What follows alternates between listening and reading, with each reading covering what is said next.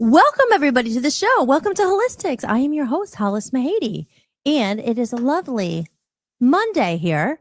And I've been looking forward to this show. I have a very special guest on tonight. And first, I just want to say hello, everyone. I hope everyone had a good weekend.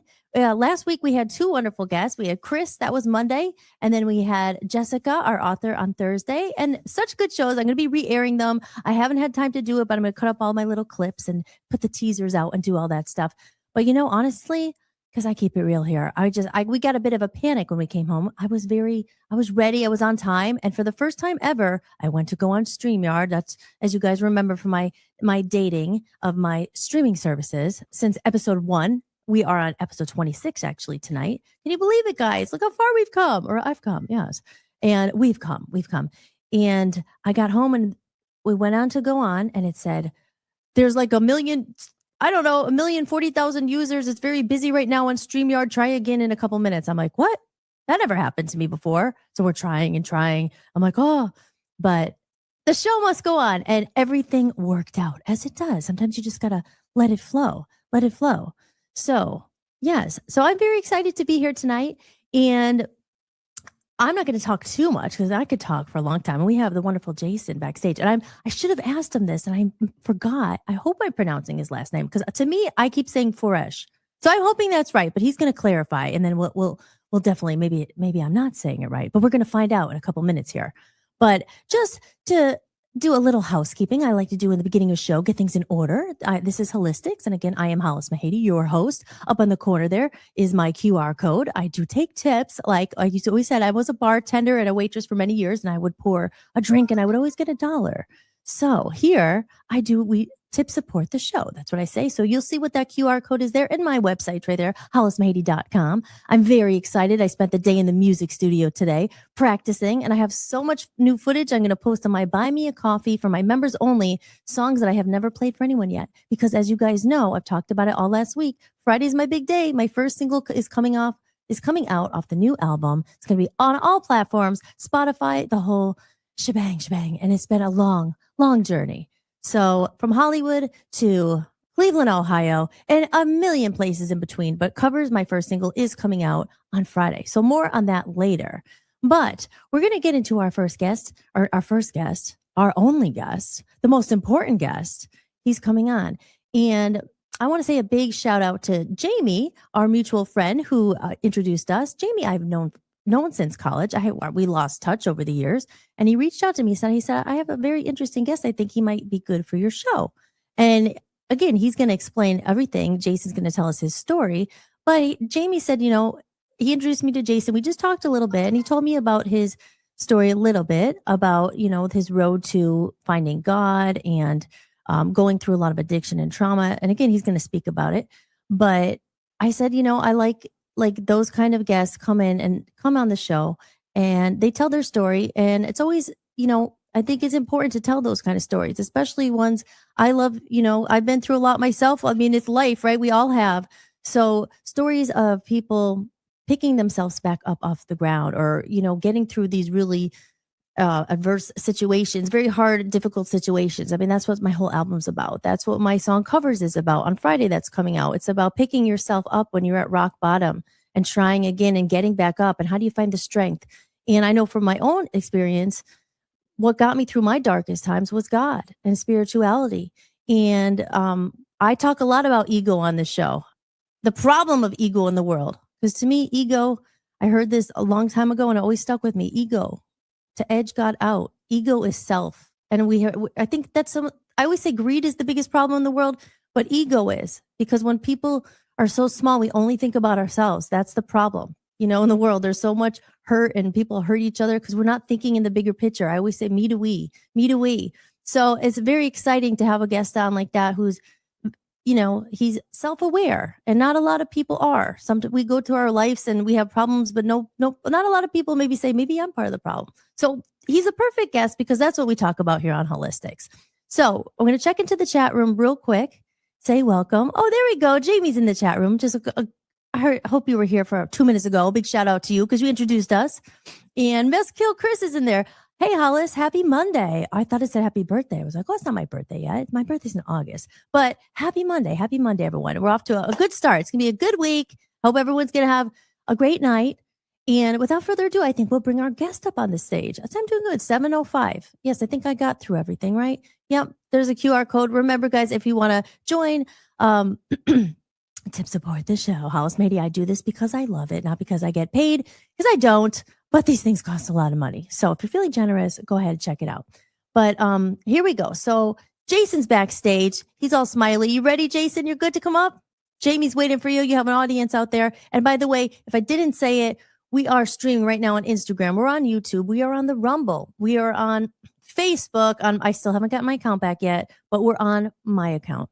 And welcome Aaron into the room. Aaron says it's going to be a great show. You know it, brother. I'm so happy you're here. It's always good when you're here. And I hope you are healing well. And I love you. So, okay, here we go. We're going to bring Jason up to the stage. And I am producing my show, as you guys know. So we're going to see. He's going to come on and then I'm going to format it and see. Okay, wait, no, I got to get my applause button out. Hold on, Jason. You got to have applause when you get here. I do it myself. Hollis, pull that applause button up, please. Pull it up. Oh, there it is. Okay, it's ready. Here we go. Here comes Jason to the show. Hi. Hi, Jason. Welcome Hi, to how are you? Hollistics. Welcome to the show. Beautiful. Thank you for having me. This is You're very welcome. Thank you for being here. I'm so happy. We have a mutual friend in the chat room, obviously, here. Jamie's in there checking in. Oh, Jamie. Jatrusa. He says, let's go. He's a good man. I love Jamie. Aw, I never even actually asked, but how do you know Jamie? Was that from a long time ago? How'd you guys meet? We grew up in the same area, same school. Are you from Pennsylvania then? Yeah, I'm from Pennsylvania. Originally from Pennsylvania. Yep, the sticks. Oh, well, me too. I'm from Scranton, what part? Pennsylvania. Scranton. I'm from Pittston, Harding. I grew up in Harding. Oh, really? Yeah. No way. Oh my God. Well, that makes sense then because Jamie, I met Jamie at East Stroudsburg University. That's where I went to college. Oh, I used to go there, but I didn't go to class. I just went to hang out. Oh, okay. So you're still I was at the after parties. Yeah. Who knows? Hey, we might have crossed paths. You never know. Yeah, maybe. We probably did. Oh, yeah. That's funny. So are you still in Pennsylvania now? No, I'm in Davie, Florida. Oh, smart. You went down to where it's warm. Oh my God. Pennsylvania. I have a couple of Pennsylvania friends maybe in the chat. My friend Jess comes in the chat sometimes. She's from Pennsylvania. Cool. Yeah. You were smart. It's warm down in Florida. Yeah, smart. 21 years now. Oh, wow. Okay. Good for you. Okay. Well, we'll get into how you ended up in Florida, but it wasn't always sunshine and rainbows. It doesn't sound like. No, not at all. Yeah. I guess it's not for everyone, but yeah. I agree. So let's get into it. If you want to tell the audience or just, a little bit about yourself and, I know for you, we talked a little bit off air, obviously, but, everything that brought you to where you are today. And I mean, I know that's a lot, but maybe more specific. Start off like what inspired you to come on and want to tell your story. Well, and my name is Jason Foersch. Everyone calls me Foersch. When they call me. It's spelled like that. It's Foersch. I always tell them on the phone. Foersch with an F. Okay, so almost like Foersch. So almost like Foersch, but Foersch. Yep, Foersch with Foersch. There you go. Okay, I'll remember that now. Yep. I keep saying Foersch. Okay, so I was wrong. Okay, nobody can really pronounce it. I moved here a long time ago. I was 20. I'm 48 years old. I've been down here for 21 years now. In this month, May actually, which is pretty cool. The first week of May, I moved here 21 years ago. Wow. I was 27. What's that? You said it's a whole lifetime ago. Oh my God. I'm not even, I don't consider myself Pennsylvanian anymore. I'm Floridian now. Yeah. I go home to visit once a year. And I can't wait to get out. I hate it. I can't wait to leave. I just can't. I left Pennsylvania. I hate it. I'm sorry, everyone. Listen, we keep it real here. I don't care. I don't get paid to do this. I keep it real. I don't like I hate Pennsylvania. I love my mom's still there once a year for Christmas. I go like a little bit more because and my husband's dad's down there. We love you, God. We love you. I wish you would just move here. Why don't they come to us? I'm trying to get my mom to come here. She won't. I go home. It's beautiful there in the summer. That's it. In the summer, yeah. Any other time, I just want to get out of there. I just don't want to be there. So came here when I was like 27. I think I was 27 years old when I moved here. Yeah, 20. I'm 48 right now. I moved here when I was 27. And honestly, it was the best decision I ever made. And I know it was a godly move, not subconsciously knowing it. It just happened. I got sober back home. I got sober back home, came here just for change. And I knew if I stayed there with a clear mind, I was a little over a year clean at the time, first time ever in my life. And I knew there was just nothing there for me.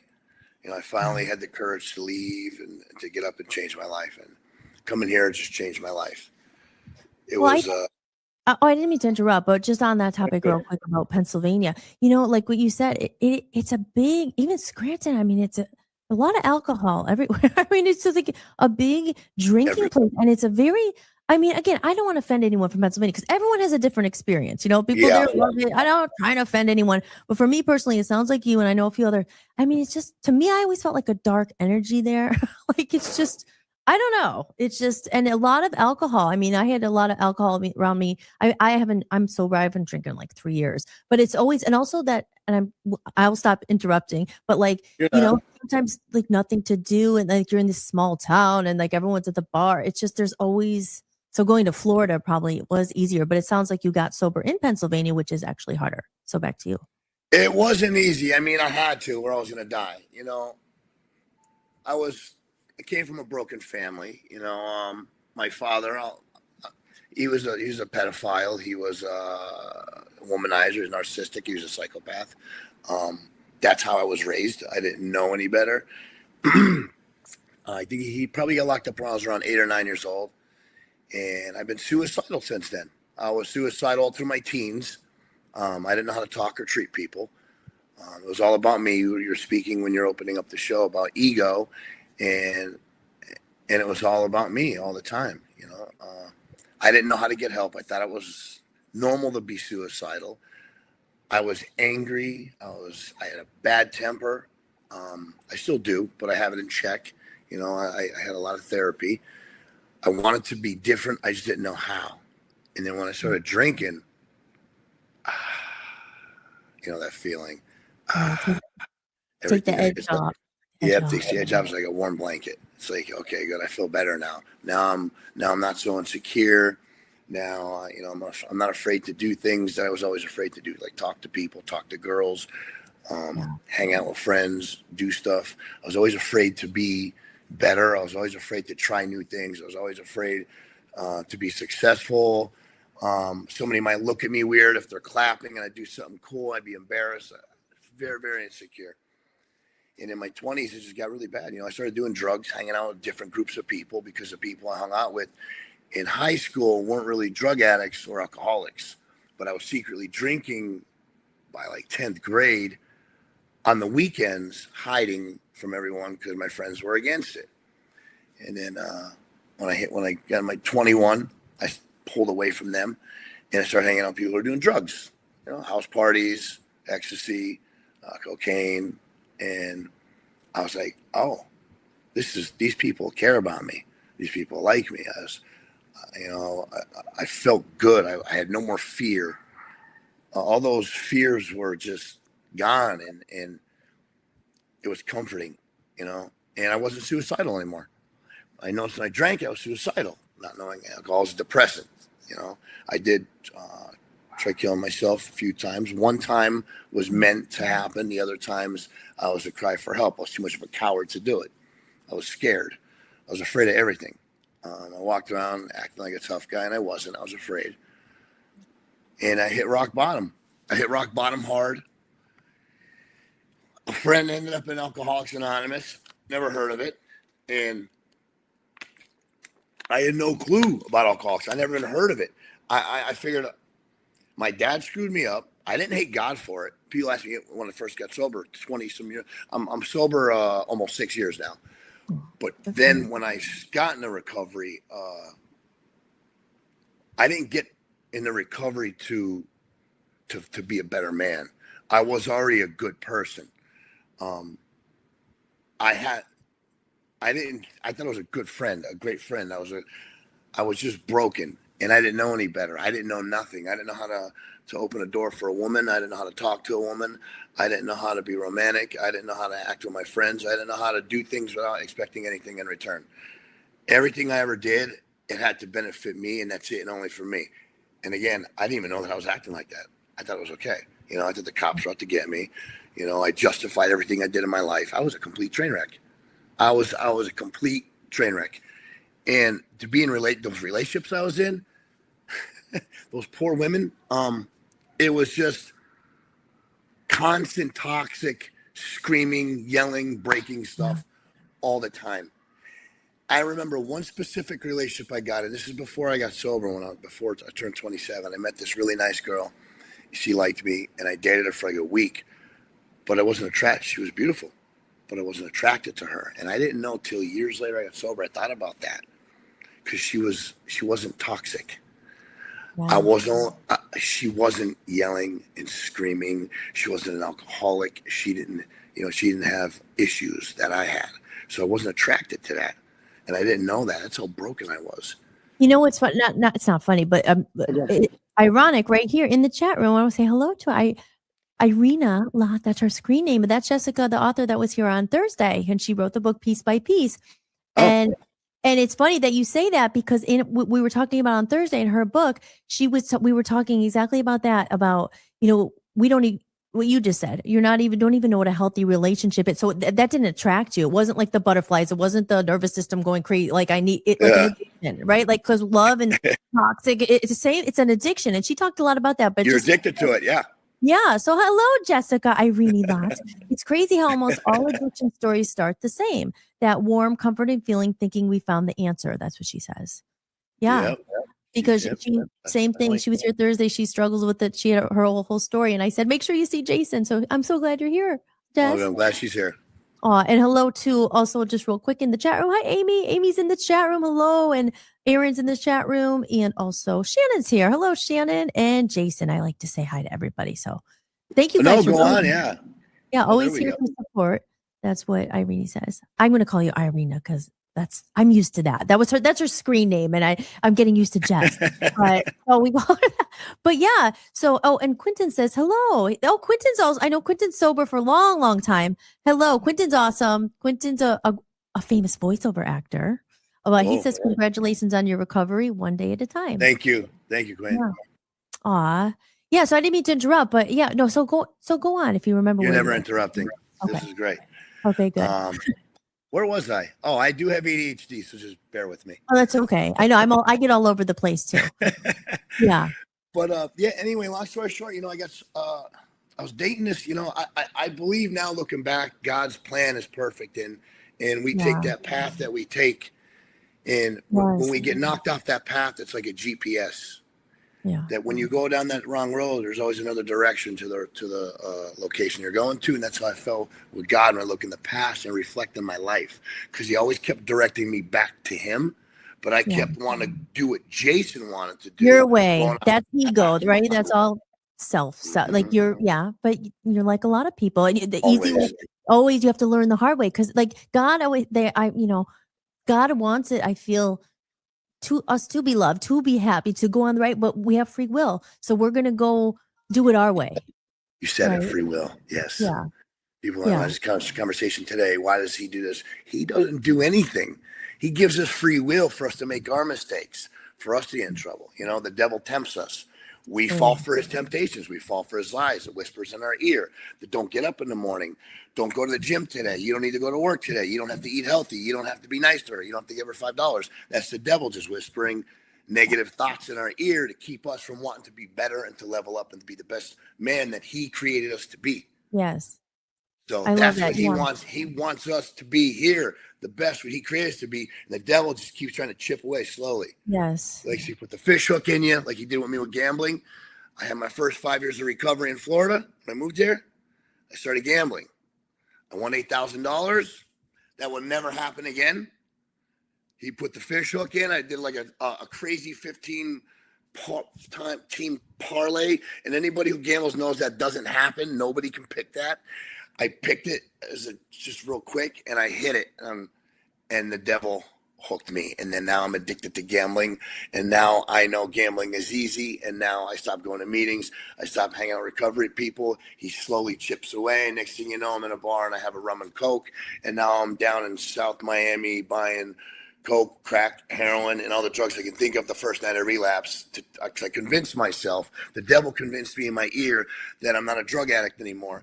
I'm 5 years sober. I'm 31 years old. I'm cured. I had therapy in church. I have Jesus now. I'm mature. I'm grown up. I have a job. I have a car. I'm successful. I'm going to college. I can drink like a normal person. Right. Just So one. I took it's crazy. Social, just one. Yeah, right. You're right. Like it's. Yeah.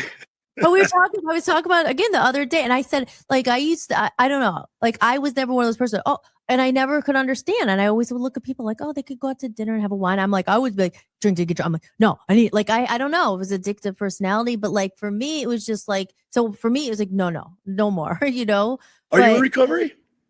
No, I mean, I didn't Oh, go no, to that's okay. No, I was just like, asking.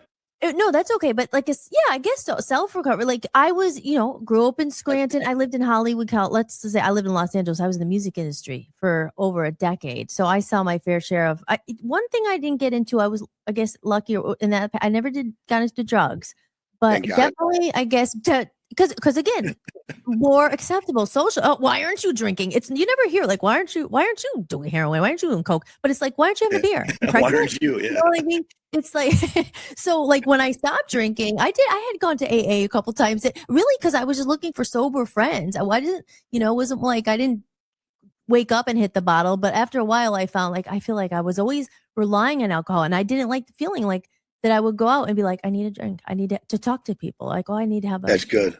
Right. Yeah. It was a self thing where I knew it was not good for me, and it always led to bad things. And eventually I just said, I have this new phone and I don't even know how to work it. Stop you. Me and my new phone. I don't know. I went to Android and it's a pain in the butt. My fiance keeps trying to get me to go to Android. She hates the iPhone. I said, I don't like the iPhone either because it's junk. It keeps breaking and glitching, but I don't know how to use the Galaxy. I try to use hers to go to her apps. I'm like, I have to hand it to her. I was like, you keep telling me, I can't figure it out. He's confused. So. I've had an iPhone for like 20, ever since I had phones. And like my husband was like, no, the camera's better. This is better. So I'm learning, but that's why I'm sorry. I don't even know how to turn it off. Like, go away. I'm about to throw it. Yeah, my Heather's trying to get me to go to the Galaxy. I won't though. I can't because I'm just so used to using this thing. I know. There's some good things I found about it so far, but it's going to take some getting used to. But I'm open to change. Don't get too attached to things. Well, you know what I was going to say about your like relapse or whatever, like right when you went back there. But they always say though too, and we talked about this other day, Jess and I on the air. It's kind of like you keep the same even when you think you're healed in a way, like or you like you said you can handle it. Like when you fall back. And she talked about this too. You don't beat yourself up and try it again, because like you're always going to learn something from the last time you fell back. You're going to learn something new that you didn't know, because we have subconscious triggers and things that we don't know. You know what I mean? So it's like the layers of an onion. You're still peeling. Like, so how did you bounce back the second time? Were you really hard on yourself? Because you said you were sober for 5 years. Yes, because 5 years it was like it's like for me recovery was like a gambling. You lose, now I want to chase that win. I lost $500. Now I'm going to bet 500. Now I'm down 1,000. Now I'm betting 1,000. I'm down 2,000. Now I'm betting 2,000, and now I'm down 4,000. So it's like a recovery. I kept trying to catch that 5 years, and it took me 10 years to let it go. I was out running for 10 years in Florida, and it wasn't easy. Not full blast the whole time, but a good 4 years out of that 10 were bad, like every day. And I honestly, I didn't think I'd be here today. And that's the right hand of God. I surrendered to death 6 years ago. I just prayed that he would take me. Oh,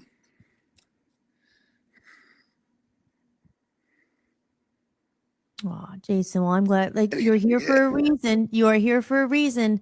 Yeah. And you're still. And he didn't. Okay. I prayed. I got tired of hurting people, hurting myself.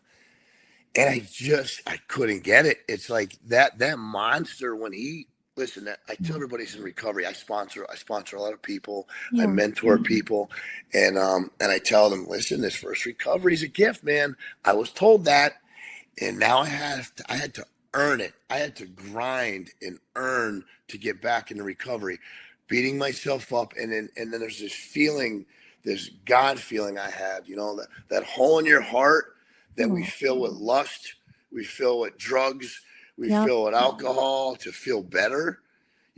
That's only one size hole, and that's for God. Only God can Yes. fill that hole. That's it. Absolutely.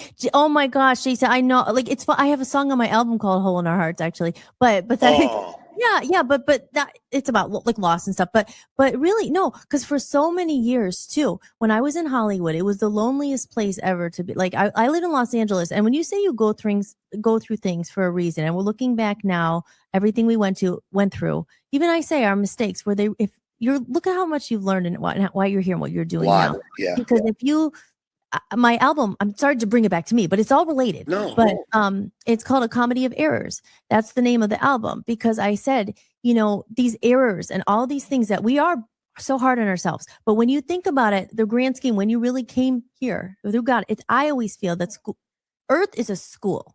And we're learning these lessons of our soul's evolution and growth. And a lot of people here are just not at that. And everyone's at their different journey. That's why you could get frustrated, especially when, you will wake up and you find God. And there's a lot of people who aren't. And it's hard. You want to tell them, like, no, you should do. And certain people I are don't want just to shake them. their own timeline that they might not ever get through this life or whatever. But like, so are all these things, I never say that they're mistakes if you learn from them. And if you like, even if it takes a couple tries, because look at you now, like you felt so hard again and again, and now you're here, but so we look at our life like, oh my God, I'm such a fuck up. Oh my God, I made mistakes. Why did I do this? Oh my God. But if you don't learn from them and you don't turn it into something good, like you're sponsoring other people, you're helping, you're telling your story. Like if you didn't do all that and you're still, like I just feel like these make us who we are. Like you wouldn't be the man you are now if you didn't go through all that. But it's a hell of a journey. And everybody like, why did I pick this? Oh my gosh, if you think about it, like in those weird, like, did I pick this life? Did You're I know right. I signed up for this? Like what, right? I can help the people that were in my shoes to avoid the mistakes that I made if they want to. It's again, I knew everything that was a problem too when I was getting sober the second time because I was sober 5 years. I already knew everything. I don't want to take suggestions. I don't want to do it my way, which is I know how to do this program. I know what I need to do. Don't tell me how to do it. I had to hit rock bottom, really, like almost death. I mean, I probably died like 3 times. Nobody really knows that. There's 3 times that I know that I OD'd. I found myself woken up in my car on the floor, and I'll never forget that feeling when I got out of the car and I didn't know what happened to me or how I got there, and everybody was looking at me. And the girl that was supposed to, I didn't even know she was even with me that night. She found me, and they left me for dead. And she's like, "You were dead." And I just looked at her, and I remember I started screaming at her. "Yeah, for you. What do you mean I was dead? You leave me in my car, I was dead?" And as I was yelling at her, I see a bottle of water sitting across the room. So we were there was a hotel, and I opened the door, and they were sitting there, and I was trying to get the keys for my car. She had the keys for my car. There was a bottle of water sitting like 10 feet behind her, 5 feet behind her. And as I was screaming, and my mouth was so dry from dehydrated, my head was pounding, my whole arm was numb. I couldn't lift my arm. Half of my body was numb. It was weird. It wasn't functioning. And I remember grabbing that water, chugging it, grabbing my keys, and left. And I tried getting sober that time again, and it didn't last. I just wanted to keep doing it my way. And listen, the church, the God, the disconnection of the Lord when I had the connection with him that I didn't know that I had the first 5 years, because I turned my life over to Christ at 3 years sober the first time. I was suicidal at 3 years sober. I seriously was going to blow my brains out. I was on interferon medication, old school medication for my liver. I had Hep C. I don't anymore. And I wanted this medication, and it makes you suicidal and homicidal. It made me completely insane, homicidal and suicidal. So I stayed by myself for about 7 or 8 months and locked myself in the room. I was sober. I stayed sober the whole time. I just need to finish this medication. I am not in doctors. Like, if you feel these symptoms, you need to tell me, you need to come off it. I wasn't mentally stable to take it. I already knew that, because you have to do therapy and all this other stuff. And I already knew I was a little insane. And I took it. I was like, I just want just to be free of this nonsense. You know, I wanted to have kids one day, and I want to be telling people I had Hep C. I was embarrassed about it. And that, again, was another godly thing that happened to me. It brought me to my knees. My ego was huge in my late 20s, 30, around 30, 29, 30 years old. I just had a huge ego when I was sober, you know. I didn't think I was better than anybody, but I just thought I was just shit. And I didn't like, I still like doing things my way in recovery. And that medication brought me to my knees, crying and begging for help. And the only thing that I had to feel better was, my last option was to, I turned my life over to Christ. I met up with my pastor, my sponsor, Stevie Boyarski. He still is today, since 2009. Where he's like a father figure to me. I met up with him that night. I seen him at a meeting. That's how I met him at Fourth Dimension down here in Hollywood. And I was sick on interferon. I was like 135 pounds. My chest ribs were sticking out. I wasn't eating, sleeping. My fingernail fell off. My immune system was shut down. I was sick all the time, pounding headache. I just hated my life. And I knew it was the medication, but there's only so much pain you can take till you just want to blow your brains out. And I seen him that night. I picked up my 4 medallion that night, and I didn't like him because he was dressed in a nice suit and he had friends, and I was judging him. I'm very judgy. And he changed the meeting when I spoke about, I still remember picking up my medallion, how easy it is to stay sober when things are going your way. But when things are hard times, that's when your sobriety, that's when you know you see your sobriety really stepping up. And he changed the whole meeting, started talking about that. And I didn't talk to him that night. But 3 months later, I called him when I was going to blow my brains out. And he said, meet me here. I met him at the park on Sheridan Street. And he talked to me about God. I said, I believe in God. I don't know. He just, what, do you know who he is? Like, I don't know. I know, I don't hate him. I just don't know him. I know there's a God. I know there's a devil because I know my father. So I totally believe in the devil. And so there's got to be a God. And he's like, come to church tonight. Or this Bible study, not church, Bible study. I went, walked in. And I'm not going to lie to you. I was so scared. I wanted to walk out. I was like, what the fuck? Can I curse? What the fuck is going on? You can curse. I walked in, and I was with my girlfriend, Amy, at the time. And I looked, I was like, I'm going to get the fuck out of here. They're all praising the Lord, singing, and and I'm like, this is some real cult shit. It's in the basement of a church. I got to get out of here. But my insecurity, everybody was looking at me, so I had to hide. So I went in the back. I sat and I sat down. And of course, Stevie, people that know Stevie, likes to call you out, not to embarrass you, just to introduce you. He introduced me to everybody. He met me today at the park. I stayed for the whole meeting, and I got comfort during that meeting. He's talking about the Lord and the Bible, and I don't forget what he's talking about that night, but I remember I got comforted, and he asked me if I wanted to change a new way of life. Yeah. So I went upstairs. It was him, his wife Sandra, Josh, and Amy. And I remember I gave my life to Christ. And my life changed. It was crazy. I was still on the medication. There's a story nobody can ever take this from me. This is how I knew he was real. I was still on the medication. Nothing changed. I didn't realize. I remember it was like 2 or 3 days later I started eating. I don't eat. I can't eat. I couldn't walk. When I walk, I had to sit down because I couldn't breathe. And I was in CrossFit. I was in great shape before I got sick.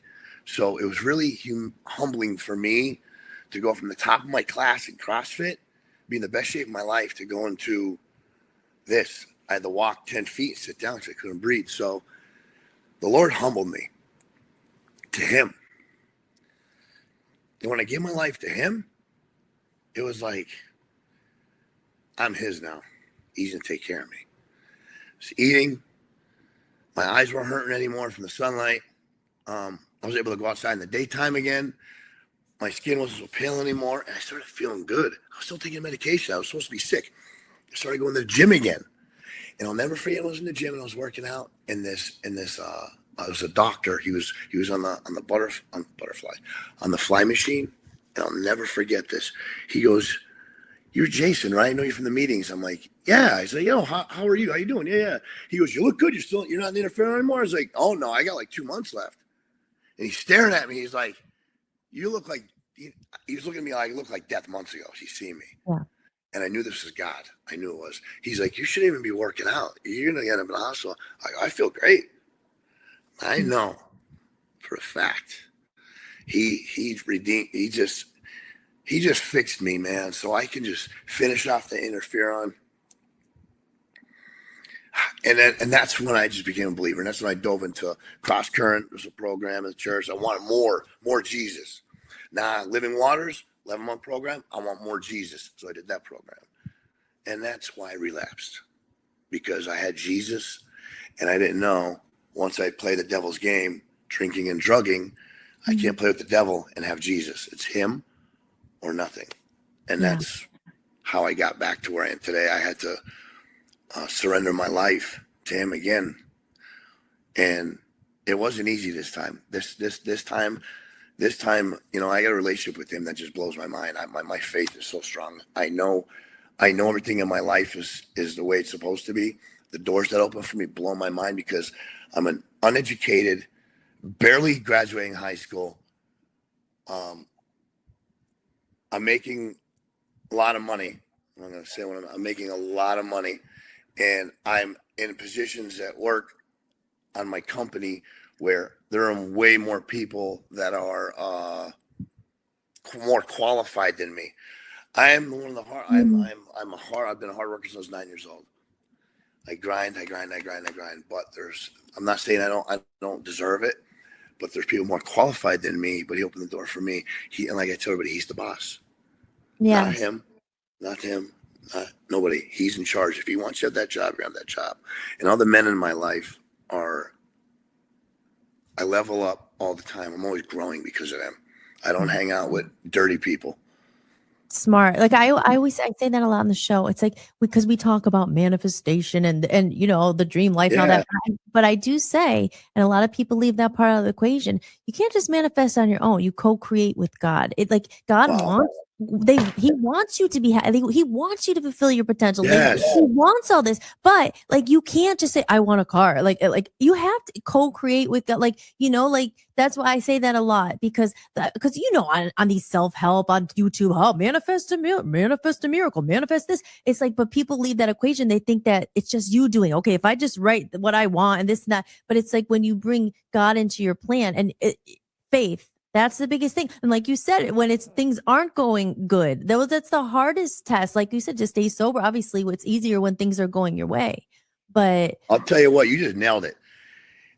I got these people I'm mentoring, and they're like, "Oh, you're lucky." I have some good friends, and I always let them say, "I'm lucky that I'm in my position." I'm like, I got here because of my faith. I got here because I put him first all the time. I got him to keep giving, helping. But I don't tell people I'm doing. I'm just sharing it now because I'm sharing it with you. This is how I got here.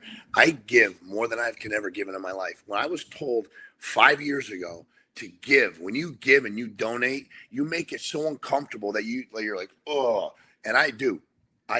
So that's what I do. And he's always blessing me. There's a lot of things I don't want to do. I don't want to get her a Gatorade. I don't want to give him $5. I don't want to give him $20. I don't want to, but I know he wants me to. And then you hear, well, they're going to go smoke crack with it. And I'm like, all right, he's the judge, not you. Yeah. I'm doing my part. The Lord wants me to give. I give. It says in the Bible, give no matter what. Doesn't matter. I had somebody steal $7,500 off me a couple years ago. My fiancé, she's old school thug. And I was on a plane when she told me, and I was on my way to Vegas to a meeting. And it says in the Bible, you shall not ask. This is one of the Proverbs. I forget which one it is. You shall not ask back for what has been taken from you. We got this guy's address. We had his workplace. We had everything. And I'm like, Heather, we gotta leave him alone. She goes, why? I was like, honey, it says in the Bible, we cannot ask for what was taken from us. Don't ever ask for what was taken away. Don't do favors to look for anything in return. So I live by the Bible the best that I can when I got, yes. I mean, listen, I've been put through a lot of, it was hard, this sobriety. There's a lot of things I had to walk away from. My van getting stolen with like $30,000 in Milwaukee tools in it, paint material. And I walked around the parking lot pacing in circles and circles, and Heather kept coming out to check on me. And I'm completely insane. Like old Jason would have been driving up and down the road. I would have been acting crazy. Anyone that I saw that looked like they were a street guy, white, black, I'm running you over. I want to stab you. Give me my damn tools. And I didn't. Something came over me. I was hurt. I was heartbroken because I worked my ass off. It took me 5 years to get everything that I owned. And I was barely making it on my business because I failed the first 3 years, but I kept grinding and grinding and grinding. And when they took that, it was like a stab in the chest. Like my whole life was gone. And then I didn't ask for help. A very good friend of mine put a GoFundMe in. I made like $1,500 and I bought some tools back. But that night, this is the God part of the story right here. That night, I called Stevie, my sponsor. I said, Steve, my van's gone. And I posted on Facebook the license plate, and I said on Facebook, I said, the devil could take whatever he wants. But watch how powerful my God is. I was like, all right, don't do the devil's work. Cursing at people. The devil is just smiling right now, waiting for Jason Foersch to let the animal, his temper out. Yes. Rage on the streets. Yes. I said, I am not going to do your work tonight. I'm going to do what the Lord wants me to do and just be faithful and trust him. And then 2 weeks later, I get a phone call about work. To do work at this huge distribution center. And they wanted me to be a lead contractor in it eventually after like a month of being there. And I'm like, see the door he opened for me? I would never get that phone call if my van never got stolen. If I didn't keep my cool, I'd be in, it's just, everything happens the way oh my it's God. supposed to happen. Isn't it crazy when you, and like you said, it's not hard in the time, but it's different when you have the faith and you believe, because I won't get into details, but long story short, my husband and I, we bought a house, my first house ever, all this money we spent, like everything we got married, we thought we would have like our first house. Anyway, long story short, I won't get into dirty details because I don't want to offend anyone in Maine, because I have a couple wonderful people that I met in Maine, which that was the only good thing that came out of it. But we lost like so much time, so much money, like, and the whole time, and you think about these things, and I'm like, why did this, like, you try to think, why did this happen? But even though I don't totally know, like at the time, and I swear that always got me through it. I was like, here's a little, very small example, but it's like I had this vanity. I went up there and I got this vanity. I spent a lot of money trying to make my house, like me. Again, it was more like me. I want this house and I want this, and I want to have my room.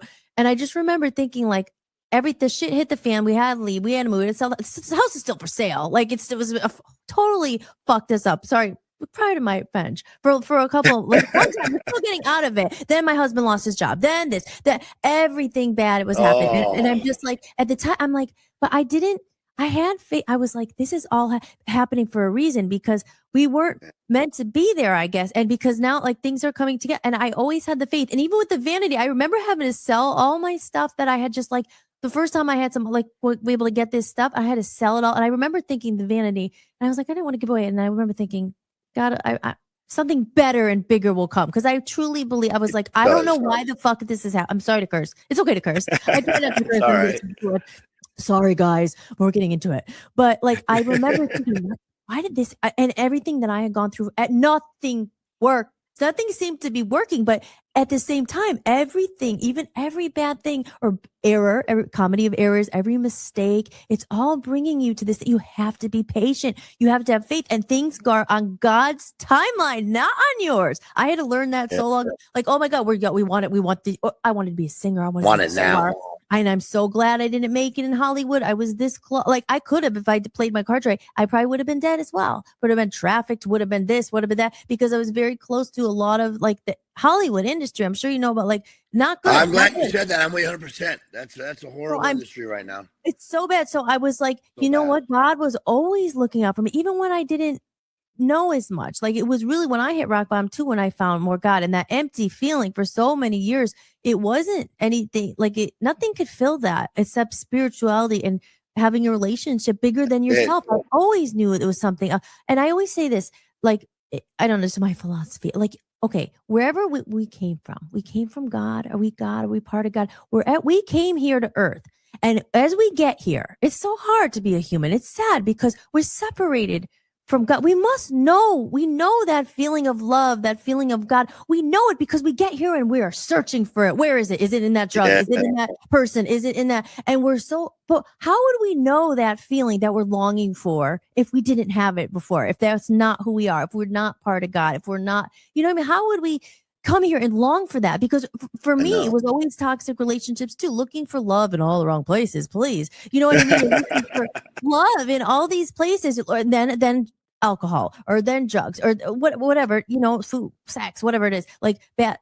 You're just looking to fill that void. And you nailed it earlier. Like a lot of people, that's why when people do find God and they find, because and yourself too, because we run and we have these, you had a very traumatic story growing up, like, you know, like we don't know ourselves, and we know ourselves, I think, through God. God made us, like we're in the image of God and all that. You know what I mean? Like we run and we distract ourselves, even working to everything is all. And I found myself doing this all the time. I'd be like, everything I would be distracting myself. Oh, I have to get rearranging the room like 100 times. I have to do this. Also, I wouldn't sit with and get to know yourself, and you're like you're always stimulated by everyone else or filling something or a void. And it's like, and it takes a really brave person. But again, maybe hitting rock bottom. Not everyone does, because some people are in their comfort zones. Like they don't hit rock bottom, so they don't even know. And then, you know, but it's just, I don't even know what I'm saying, but you know what? I don't know. I just get excited. It's nice to talk to someone who understands. And there's a lot of people in the chat room here. Let me before I get excited. It's not often you meet the people who are really like, who are self-reflect. Like, I don't want to say all guys, because a lot of girls are sometimes more emotional or whatever.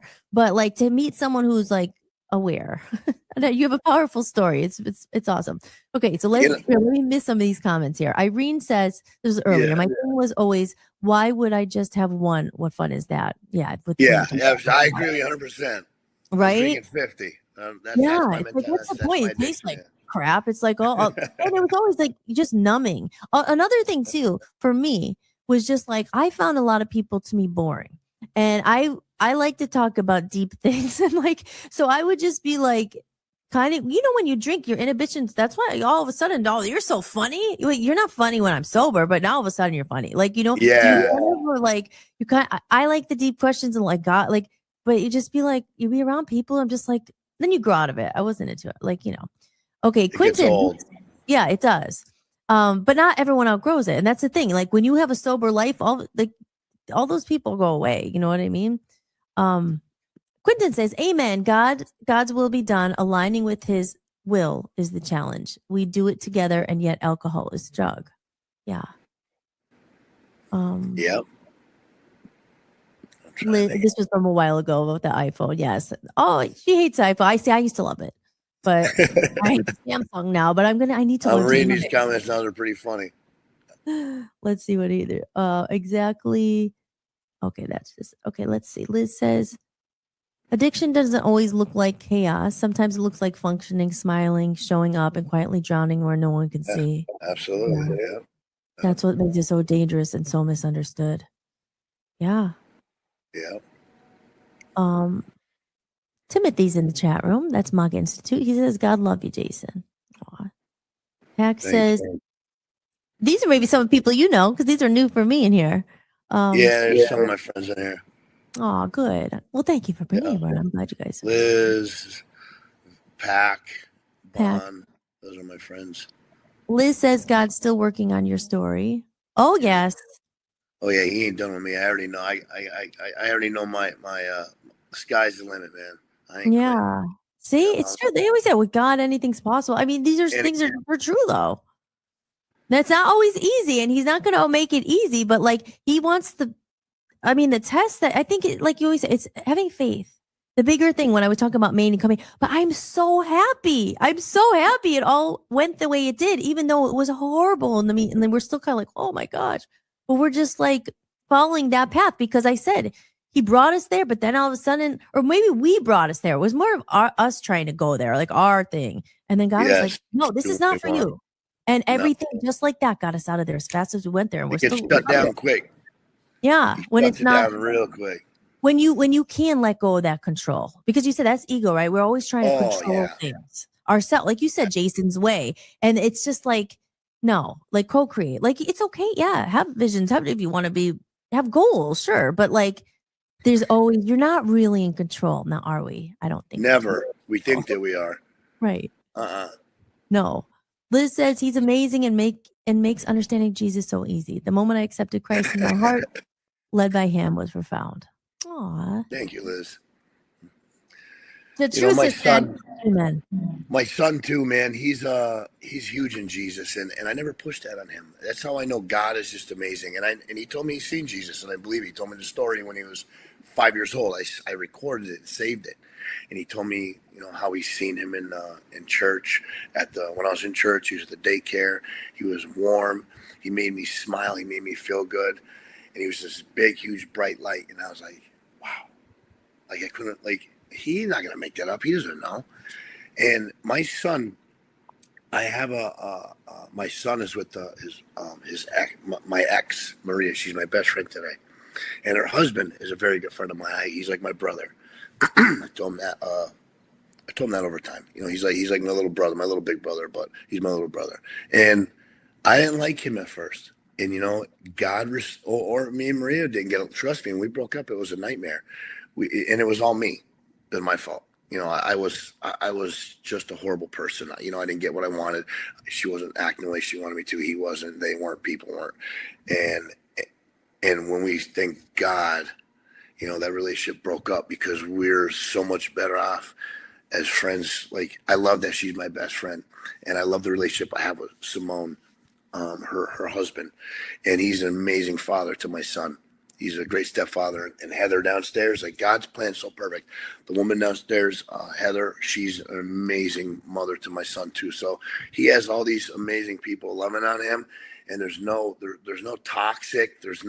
We co-parent perfectly. If he's acting like a knucklehead, she'll call me or I'll call him. How do we handle this the same way in both households? It's just God has to be in the picture for everything to work. I have friends that are always arguing. It's you. Why don't you just try and say, hey, how can we fix this? I just don't. And like you said it about 20 minutes ago, I want to shake them. Just listen. It's so simple if you just, the pride and ego. If you could just lose the pride and ego and stop pointing the finger and stop blaming people for shit, you can co-parent and raise this kid so he's healthy. I have a beautiful boy. He's got a gray head on his shoulders. He loves Jesus. He loves the Lord. I don't talk to him about Jesus. He asks me questions, and I love that he does. And he's just such a blessing in my life. I'm not gonna lie, he's the reason. There's only a couple of people that know this because I used to be really ashamed of it. He's a big reason why I'm alive today. And not because he's my son, he keeps me alive. I'm not one of those, you keep me driving. No, he really did save my life. I was on my deathbed before I got sober this time. And he told me he asked me what he wanted to be for when he got older.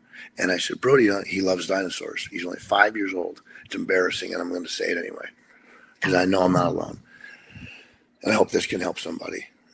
I was partying all night the night before. It was during COVID. It was 2020. My sobriety date's October 10th of 2020. 2011 or October 11th. October 11th, 2020. And it was about 2 months prior to that I got sober. I was already done. I just pray to the Lord, please find somebody to take care of my son the way I was raised as a sober man. And I prayed about it all the time. And I was like, just let me die. Just let me die. I even tried doing stuff to die in my sleep. And I kept waking up. And the one day, and I feel bad for her, she would drop him off because she had to go to work. She had no, so she dropped him off at my house. And the look in her face of disgust. And I hated myself when I used to look at her and see her looking at me like that. I'm like, I feel bad for her. She probably doesn't know. I felt bad for her knowing that she had dropped him off and my disgusting, around her disgusting, supposedly man. I was a junkie, and he said to me, "Hey, Daddy, you know what I want to be when I get older?" And I'm laying on the couch, I'm half asleep, and I'm like, "What do you want to be, Brody? You want to dig up dinosaurs?" He goes, "No, I want to be a doctor, so I can take care of you." I got up off the couch. I ran to the bathroom. I broke down. I prayed on the toilet, and I said, "Lord," and I meant it, and I'm a man of my word. I will serve you till the day I die. I will give. I will help. I will faithful. I will, whatever doors you want me to walk through, I'll run through them. Help me get sober so I can raise my son. Oh. And a couple weeks later, a month later, I finally got sober, and I've been sober since. But when I got sober and I got that daylight, I've been diving in the recovery, the Bible, meetings, giving, helping, service. I never say no to service.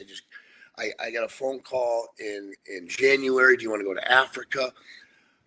Absolutely. You're going to miss the Super Bowl. I said, do you think the Super Bowl is paying my bills? Is the Super Bowl giving me this beautiful home? Is the Super Bowl giving me my beautiful family? Yeah. Fuck the Super Bowl. And I said that. Yeah. I said, when are the tickets? He goes, we're leaving in a couple of weeks. I said, all right, let's get the tickets. The next day I bought the tickets, went to Africa. We're trying, now we're starting a charity over there. I got a group of people going over with me next February. There's a village over there. I like to adopt a little girl over there. It's not going to be easy. I don't think I'm going to be able to, but we're trying. I keep praying about it, but we'll see. So that's what's been going on with the Lord's doors opening, and I just keep going and just keep going through his doors. He just keeps blasting doors open, and I just run through them just like I promised him I would. Oh my gosh, that's amazing. Hey, Jason, listen, we're going to take a little break. I'm going to run to the bathroom because it's an hour and I've been drinking a lot of water, but are you cool to stay and chat a little? I feel like we're just scratching the surface and we want to take some questions in the chat room. Are you cool to stay a little bit longer? Yeah.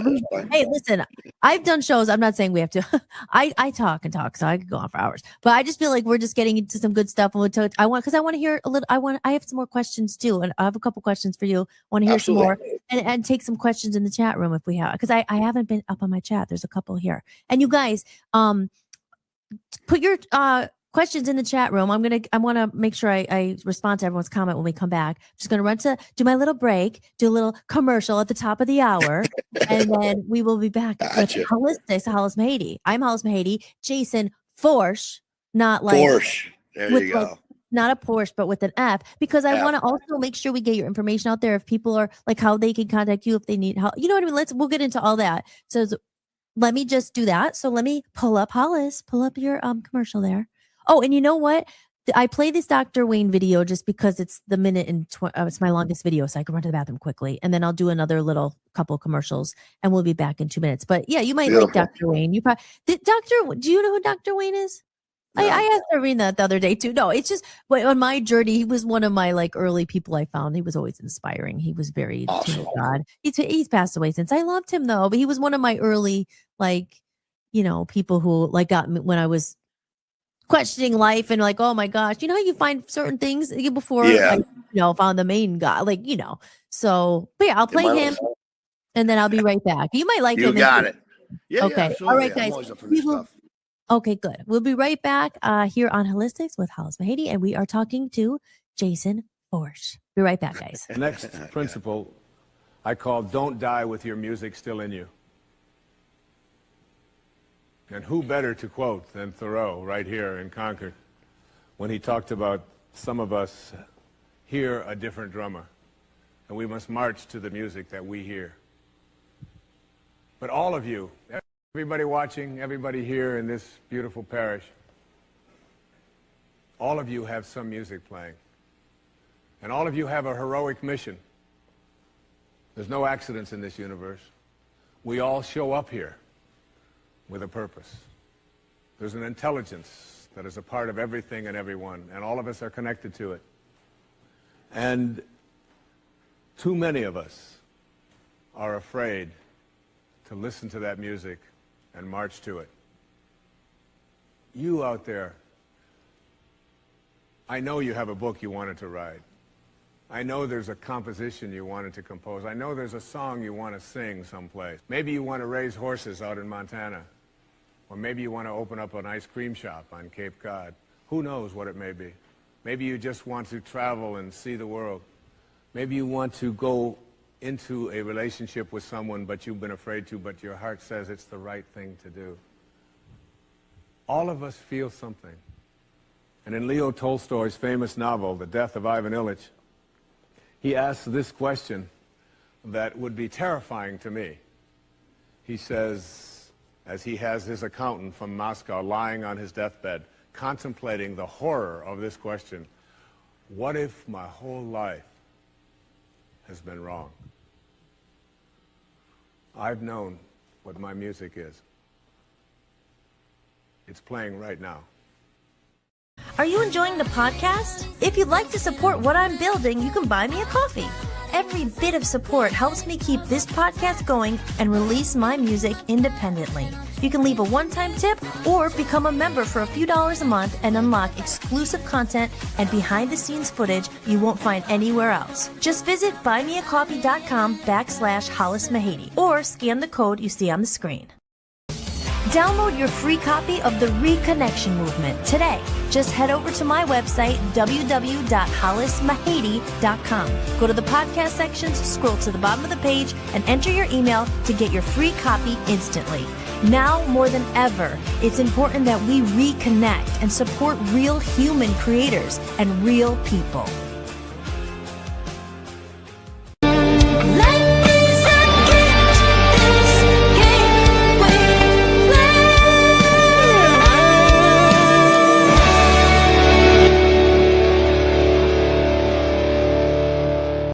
Need some new tunes to listen to? Why not try the Hollis Mahady Music Collection? As I move towards the new, I'm closing an old chapter with gratitude. To celebrate the new music on the horizon, I've gathered my complete past collection and made it available all in one place. The collection includes 2 full albums with my previous band, Love Zombies, Passion Fruit, and No Slow songs recorded live at Abbey Road Studios, the Be Honest EP with Love Zombies, Hollis original songs, Hollis cover songs, a bonus Christmas album. And this collection represents the journey that brought me here today and the doorway into what's next. To purchase the music collection, head over to hollismahady.com and go to the store.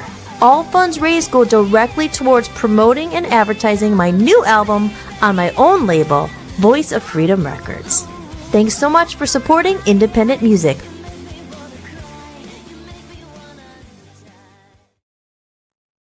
All right, everybody. Here, well, there he is. Back to the show. Back to Hollistics. There we go. To Hollistics. I'm Hollis Mahady, your host, and we are here with the lovely Jason Foersch, who's telling us a very incredibly inspiring story. And we're going to head over to the chat room here. And a little birdie just told me, which is a good news, we are featured on Rumble tonight, which means a lot of people will see this. So that's a good thing. That's a good thing. Amazing. So, yeah, so we're going to be replaying it. We're going to be replaying it, and getting this story out there. So let's go up into the chat room because I said I want to make sure I didn't miss anything. Let's see. Okay.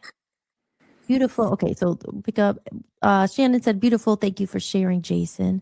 Aaron said, you chose to obey God and he blessed you and you let God order your steps. Aw.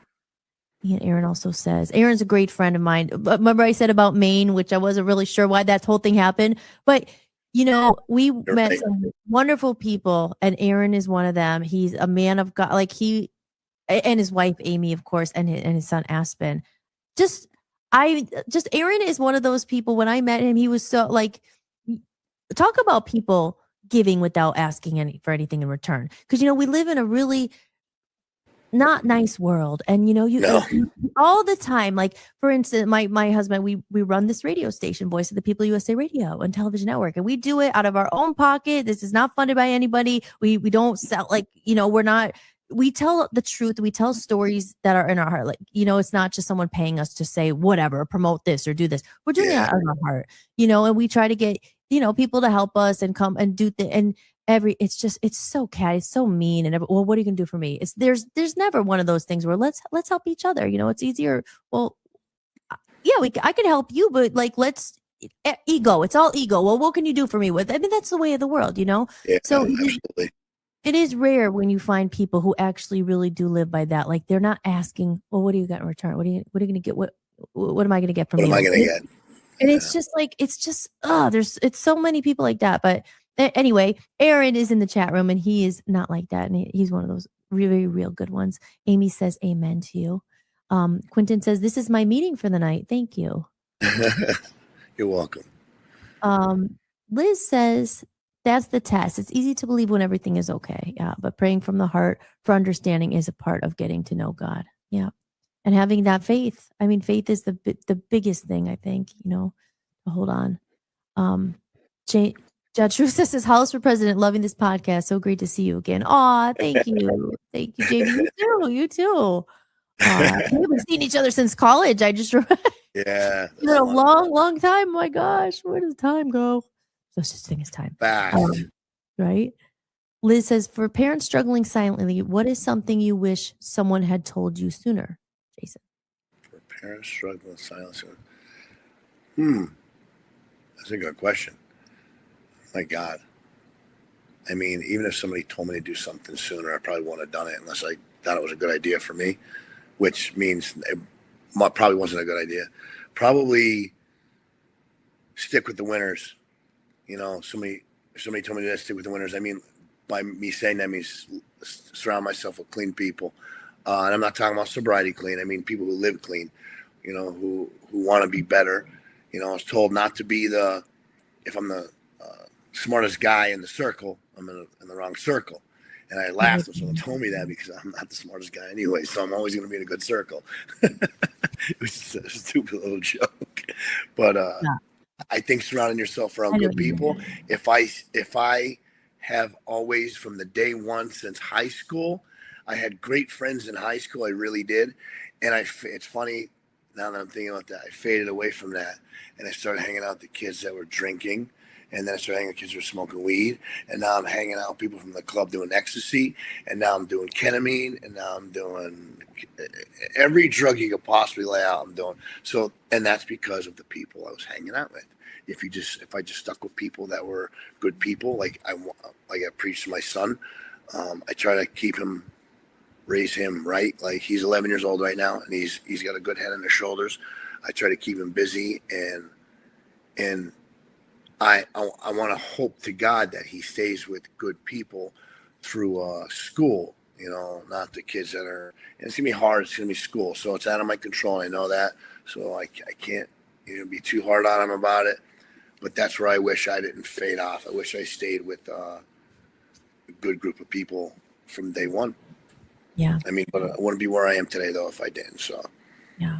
And I think that's the hardest thing, too, especially you as a parent. It's like there's certain things, like, no matter what you tell, like some people you just have to go through it. Like, you see your child who heartbreaks on the horizon and you can't do anything about it. There's certain lessons, like even as much as parents or anything, we are all individual souls on our own journey, and like lessons, like no matter what, how it is. Even now, like I'm older, like, well, my dad was telling me this and they're warning you, but Always. It's like, oh my gosh, there's just some that no matter what you do, sometimes they have to make their own mistakes, and it's like, because you just don't listen to your parents. Like, oh, they told me don't do that. Oh, well, I had to learn the hard way, the easy way or the hard way. But you know how it is. You're young. You don't listen to your parents really. But I always took the hard way, like knucklehead. That's how I learned. I always took the hard way, even with business. I failed every way you could fail. So when people call me for advice, I'm always like, I got great advice, because I already know you can't do it. There's only one way you can do it. It's the right way. There's no shortcuts. There's no cheap way. There's no fast way. That's it. you know, I failed financially, whatever, you know, so I forgot what I was talking about. Oh, Well, just failing. but you know what, even with failure though, I mean, it's the bravest thing to try. Like I talk about this a lot because I do creative work and it's hard. It's not always paying, it's this or that. But like every thing that you think is a failure, I mean, I think it's really brave to try because a lot of people won't even try for their dreams or whatever, something hard because so my point is saying I think it takes a lot of strength to try. And so It some does. people won't, like it's an easy road. Like, cause I had one of my very first podcasts, maybe the second episode, I had some guy write to me. I knew him and he's like, cause I post a lot about my music and my podcast, my creativity. And it's tough. It doesn't always pay the radio. And he wrote something like, why don't you just get a normal job already? And I'm just like, because I think it's brave to follow your passion, to follow Yes. whatever, follow your dream. Being a musician at my age already, I went through Hollywood. I did all that. I don't do it to be a rock star anymore. I'm like, this is my soul, my passion. My heart talks through music, so it's not even a choice. And some people don't really understand that. When you're an entrepreneur, it's not always easy. But you have something in you. You can't stop. You would be denying God. I would be denying God if I silenced my voice, stopped doing music, and went and became an accountant. I mean, that, nothing wrong with that, but like that, I would be doing God injustice. I feel like if I wasn't using the gifts that He gave me. So, You said it. yeah, you know what I mean. So, about failure, it's just a break because I have a lot of musicians on the show too, and some that are my age, and we're still trying, we're still going. And I say they're the bravest people I know because you know what? It's a lot easier. Do you know how many times I'd be like, damn, I should just go get a real job or a steady paycheck because it's hard to do it. But I know I just stayed the course and said, I'm going to figure it out somehow, whatever, because I can't deny this part of me, that part of myself, just to go into the matrix to be like everyone else. Like that wouldn't be me. I wouldn't be living my truth and all that. And it's hard, and you got to do what you got to do. Of course, you have jobs and pay the rent and all that shit. But but my point with fear and failure, it's brave. Failure, there's no success without failure, right, Jason? You know that. There's not. The thing is with failure too, like I was always afraid to fail, but now when I fail, it's not that I get excited about it, but now I learned something. Now I know what not to do. And fear is created in our head. It's not even real. Yeah. Every time I get afraid of something, like it's bullshit. It's not real. The fear is not real. I always, I made thousands of fears for myself growing up, and none of them were real. And when I have that little fear today, I walk through it. Always. Something's bothering me, I'll make it a point to do it. If I don't want to talk to somebody, I'll make it a point to talk to them. If I don't like somebody, I make it a point to congratulate them. I don't want to hate nobody. I don't want to not like somebody. If I don't like somebody because they're not good people, then I just don't talk to them. I try not, like, I have people, I see it and it entertains me. People who hate on me, they don't know how dumb haters look. And when you just said that, why don't you get a real job? Because obviously they're watching you and they're jealous of what you're doing and they want what you have. That's the only reason why I don't get a real job.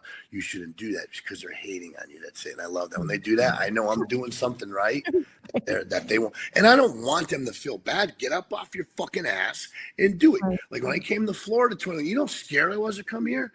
I had $800 to my name. I had no job. I had a job there.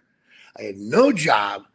It was a fear. I got up, got in my 1998 Grand Am Hunter Green GT 6-cylinder, drove that fucking thing on my big box 812, whatever it was, TV with all my flannels from Northeast Pennsylvania, jeans, flannels, and Timberland boots to South Florida where it's 197 degrees. And I get down here and now I'm like, now I'm scared. I don't have a job.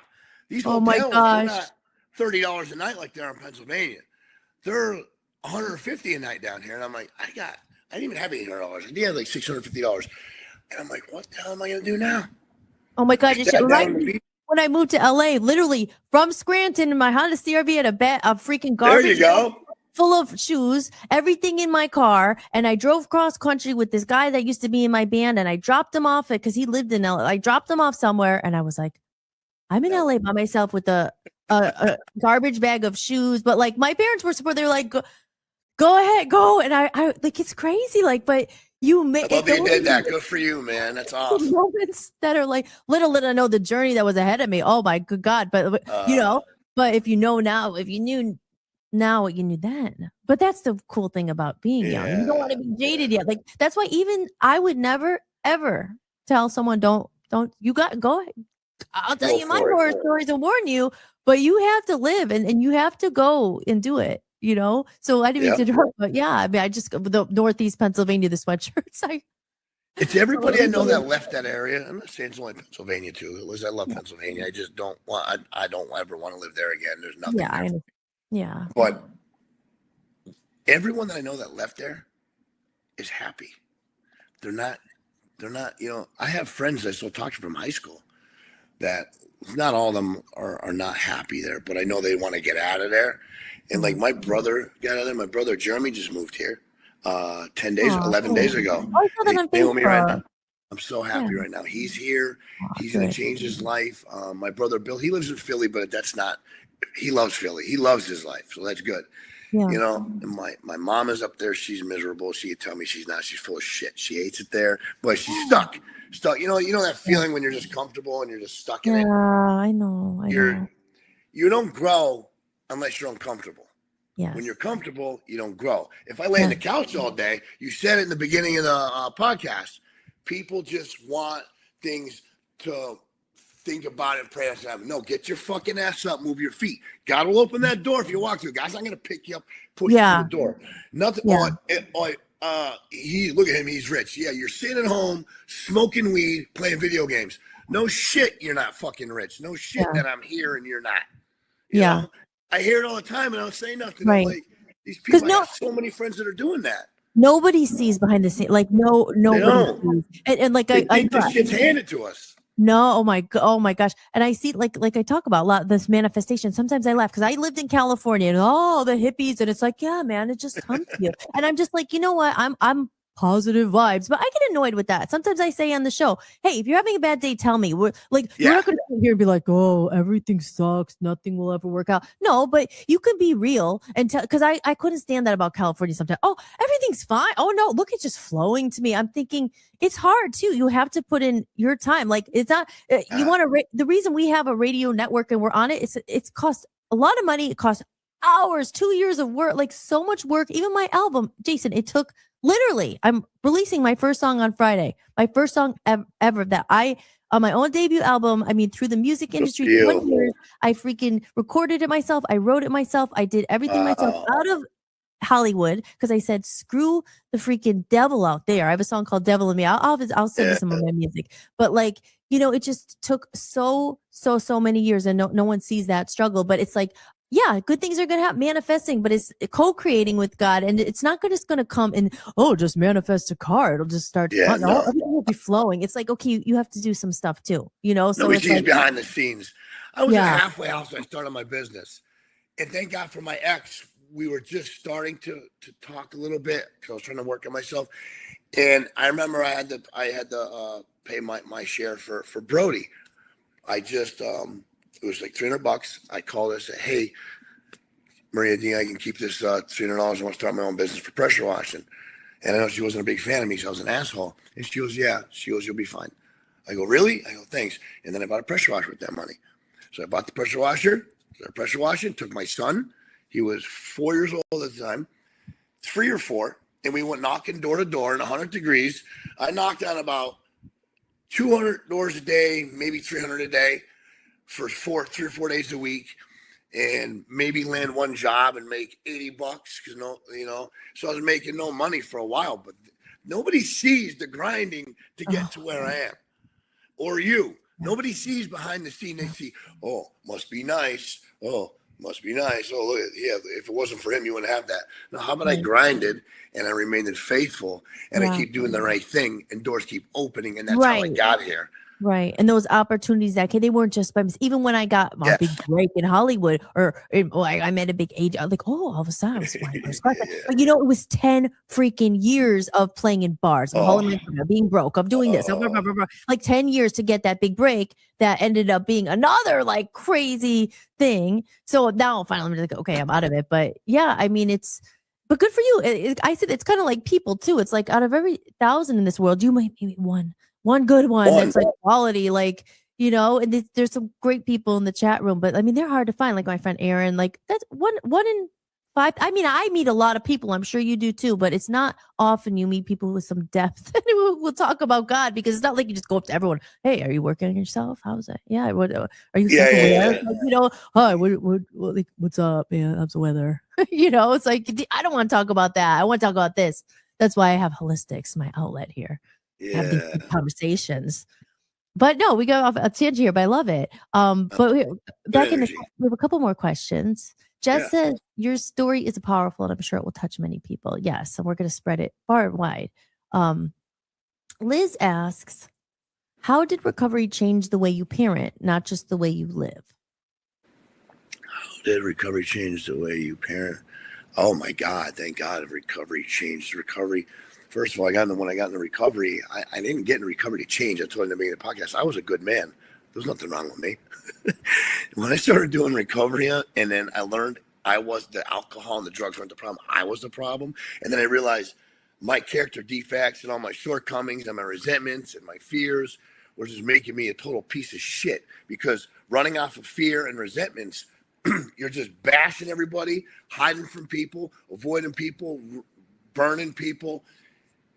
You're not a good person, and you need and I hated not being a good person. I really did. I hated it. I didn't want to turn out to be like my father, and I was turning out to be like him. Not the molesting part, and not the beating the shit out of my mom part, and starving us to death. That's the part of him. I told you he was a sociopath and a psychopath. He would starve us. And get off on it and sing while he was eating pizza in front of us or starving to death. He would take Christmas from us. He would come upstairs and come downstairs. And I'm like 7 years old. So Bill was probably 6. Jeremy was 5. My sister was like 2 or 1. And all the Christmas stuff would be done. He'd have it all gone. And he'd be like, this is because you were bad this year. And I remember how mad I used to get. I wasn't even mad that he took the fucking tree down. Stick the tree up your fucking ass. I was so mad. I looked at my siblings' faces, and they were just couldn't understand why he took Christmas away, why Santa Claus didn't come. And I'm like, I hate you. I hate you.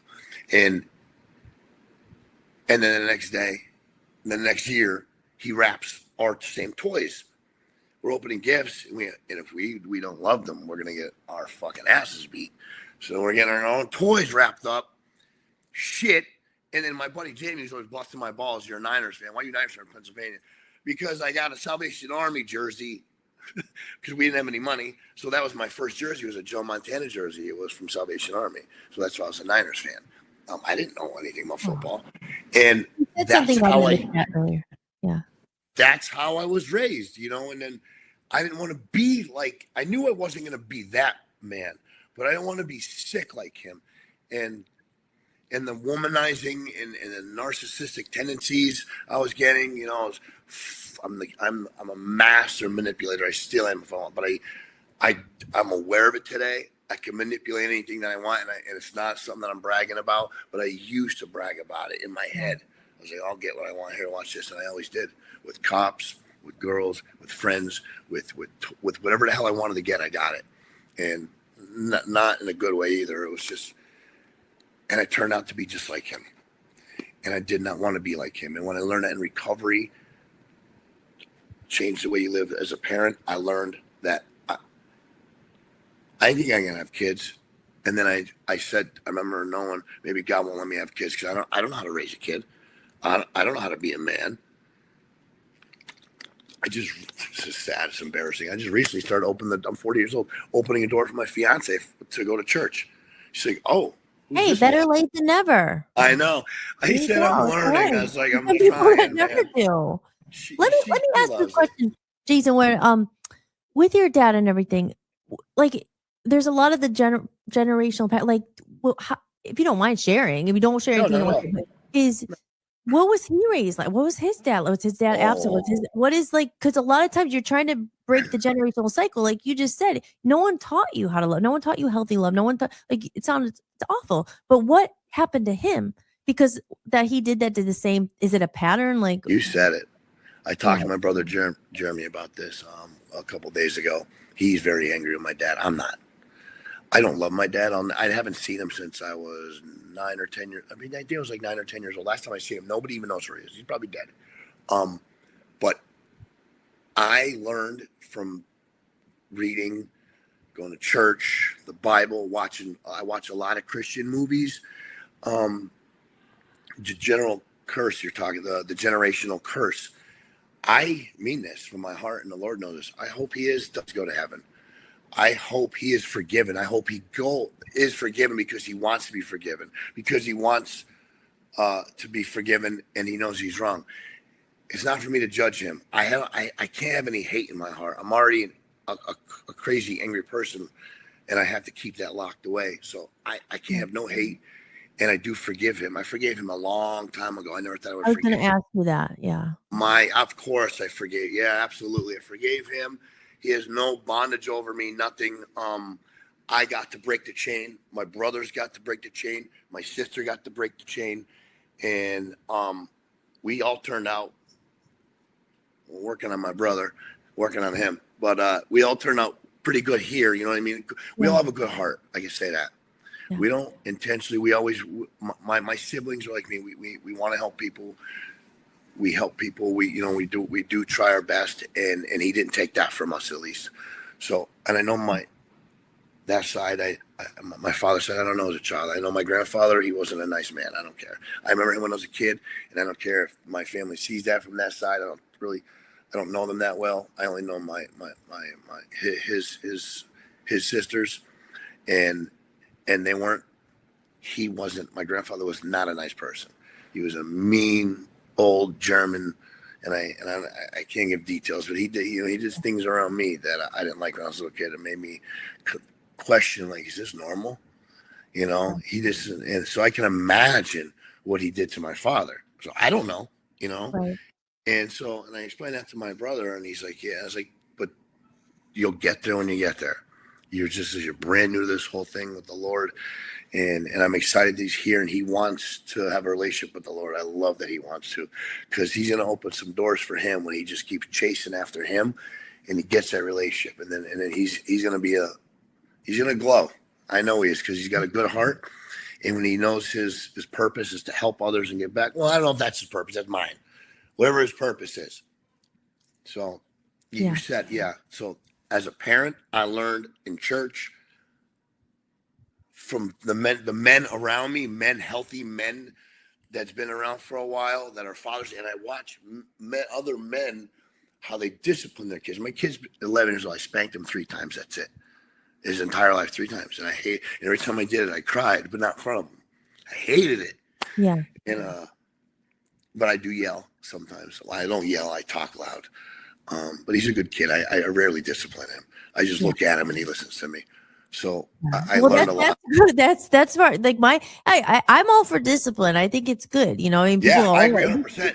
This day and age is like, then kids end up being horrible brats. They have no freaking I remember seeing there's a viral video of some little kid like smashing things in the grocery store. And no, my kid. And it's just like, no, like my dad.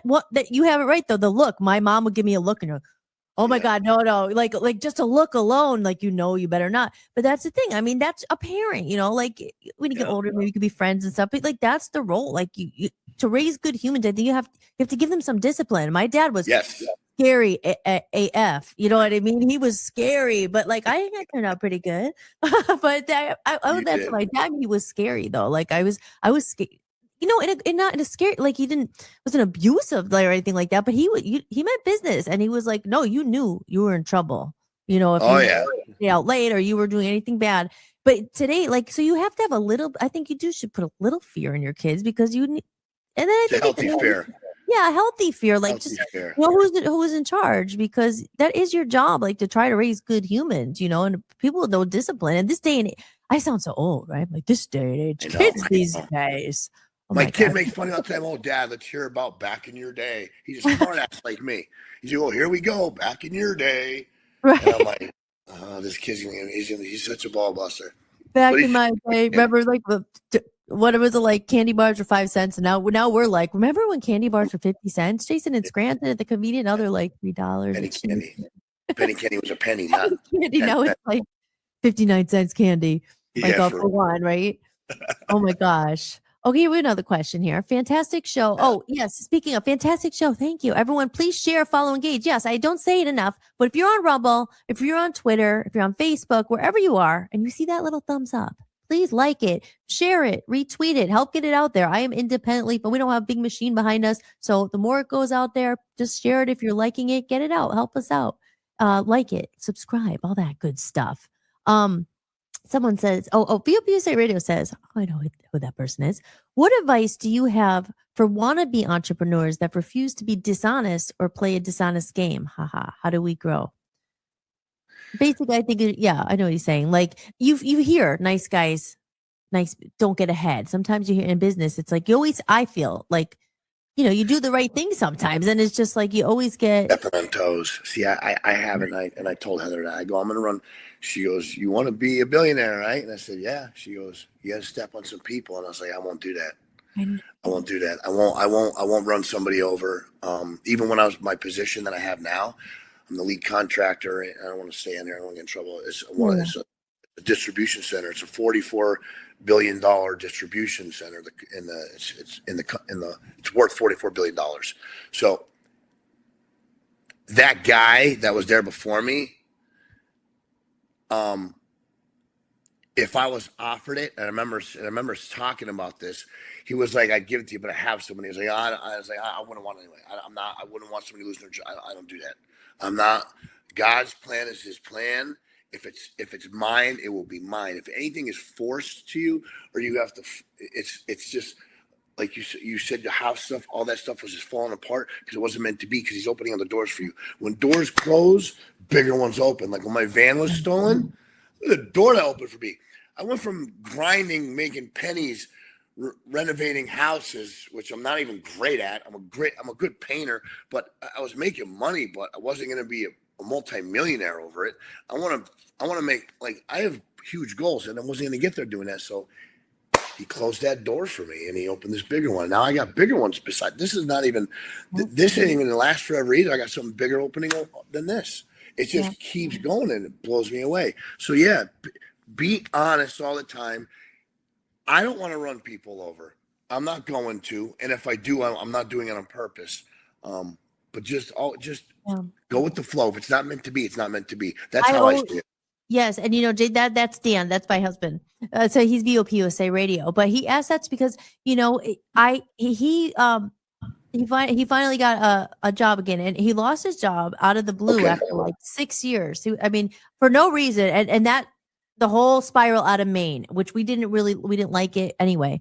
But long story short, he was working remote for a good job for over 6 years, and out of the blue, boom. Like God just got us out of there. All of a sudden, we couldn't afford to live there anymore. We couldn't this, and we had to put our house for sale. We had to move, and everything, nothing. Like finally got it all worked out. Thank God. This recently just happened last week. He finally got a job after 4 months of unemployment. I mean, it was awful, and all these horrible companies ghosted him. And people are just this day and age. I was with him every step of the process. I heard every interview. I'm like, oh my, and people are just mean. And I think that's the thing. When we say the entrepreneurs, you always hear business. It's like you just said, you have to step on people. See, we are someone here in VOP. We're like, we don't make a load of money doing this. So you're like, oh, you must be really bad at business. You must be this, but it's just like, at the same time, I don't know. There's this whole influencer class where you have to do, and they're only doing it for money. We don't do it just for money. So it's like that whole trying to not step on people and being honest or being truthful or being God. I feel like sometimes it just doesn't pay the bills that good, He's orchestrating something for you. He's always orchestrating something set up for you. Maybe a year, maybe it's not ready for you yet, whatever's like with your husband, the job he lost, he had something planned for him already. So it wasn't ready at the time when he lost his job. That's how I see it. I believe that. I believe like I tell my guys, I was like, if that job is there for you, or that girl, well, I'll use a relationship. If there's a woman for you, right, or a man, and you're not leveled up yet, or you're not the man, I'm not the man for Heather, he ain't going to provide her in my life yet. Same thing with work. Same thing with jobs. The Lord is not going to put you to fail. You need to be ready for that. So do the footwork, level up, and he'll open that door for you. And then you can go through relationships. I believe that, all that, 100%, everything.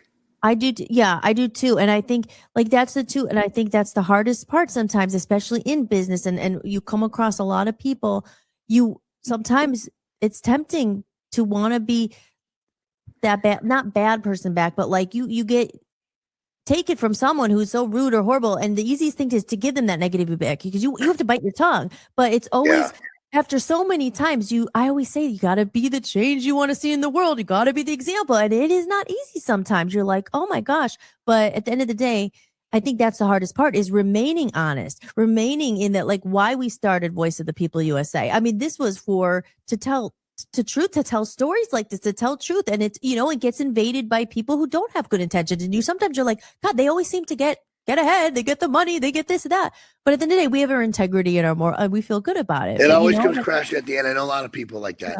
They always get ahead again because they're stepping on people. Yes. They're miserable. They're not happy.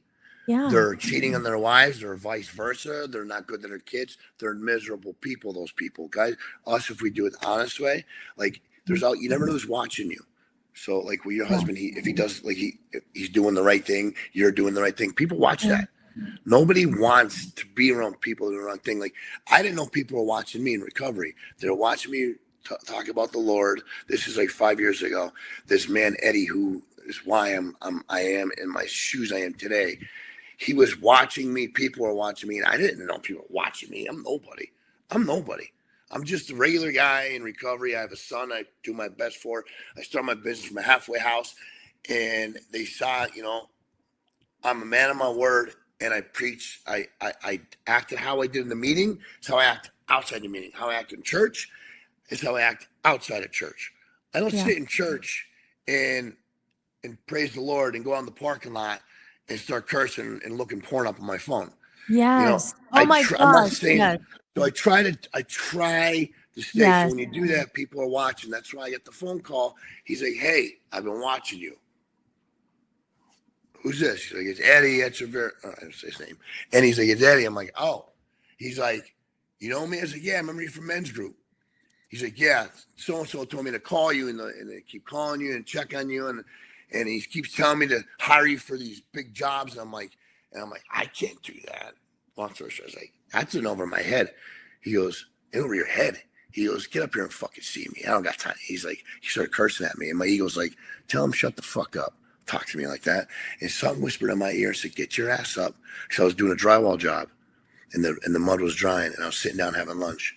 And he goes, something in my ear said, get your ass up and go see this man. I swear to God. And I got up. I drove an hour north to go see him. And I knew of him, but I never talked to him. I went to where he started his company, and I've been leveling up, following his suggestions with the Lord, with work, with finances. So the Lord, he'll put those people in your life when you live an honest life, because you never know who's watching.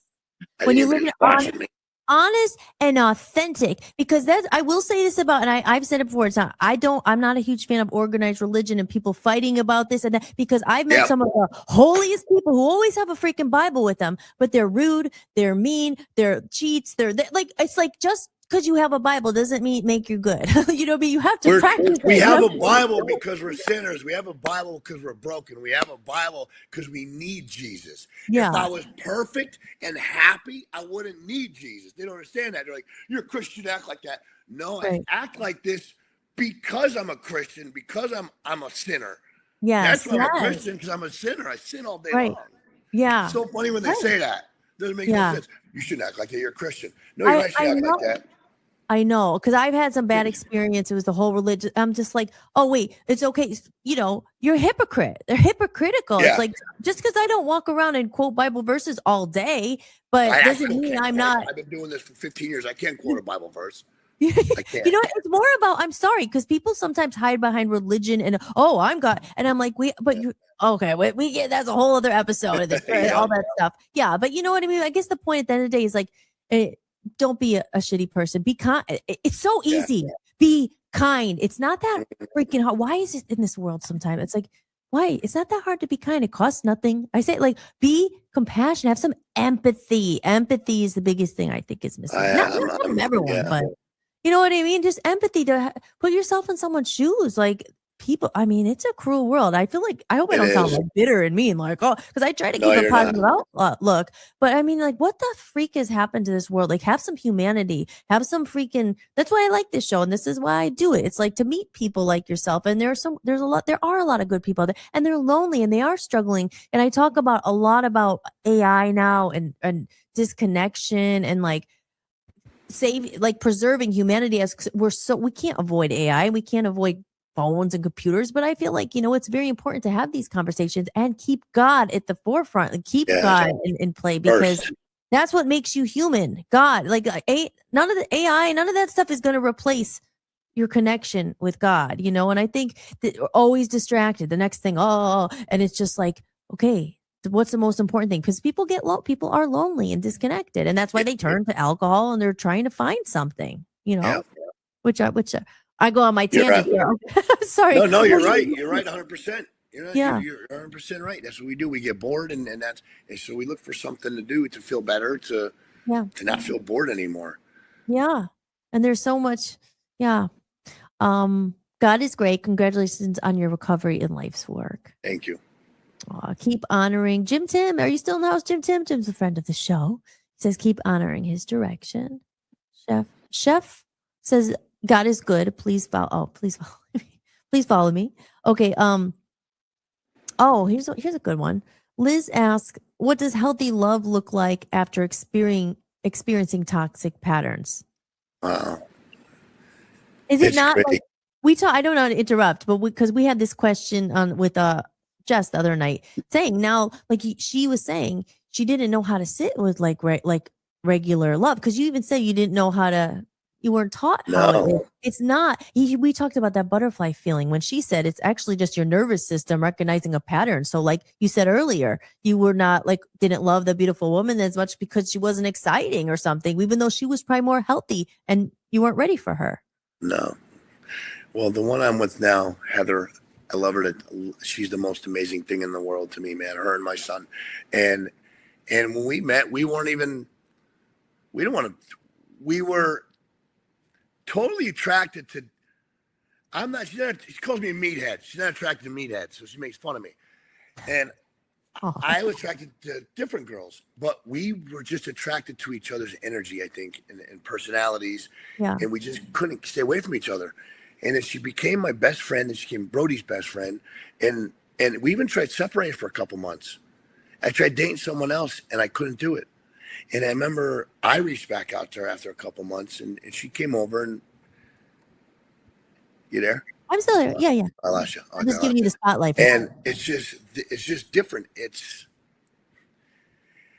nice to have somebody that I want to love, that I want to come home to, that I want to laugh with, that I want to spend the rest of my life with, that I want to marry.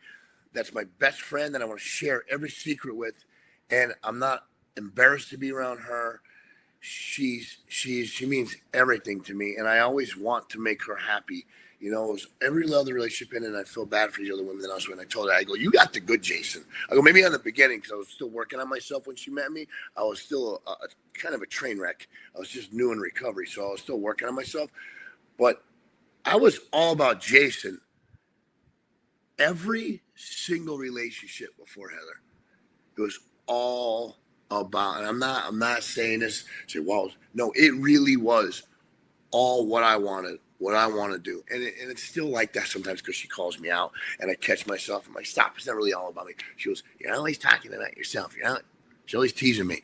And I'm like, but we have such a great relationship. She sharpens me. I'm a way better man today because of her. Aw. I do things. I talk differently. I walk differently. I act. I dress differently. You know, she just changed my life. And when she came into the picture, she didn't want nothing to do with God. She hated God. And when I heard her story, it made sense. She told me her story. And I was like, so we have the same backstory. It's a little different. They're both traumatic, and I asked for help and I got it, and she asked for help and she would, and then would always turn her back on her. So it made sense to me. So I wasn't attracted to her in the beginning because of that. You know, it was just a fling, and for both of us, but we just kept coming around, and then it was like God. We are like the perfect team, business partners. We love each other very much. We sharpen each other. She actually takes my advice. I take hers. I listen to her. She listens to me. It's just, we're such a great team. Like everything we do, I couldn't imagine not being with her. I couldn't. I love her so much. What's her name again? I'm sorry. Heather Elliott. Okay. Well, big shout out to her. She's probably watching, or if she can see the replay. Or she's probably not. She's sick of hearing me talking.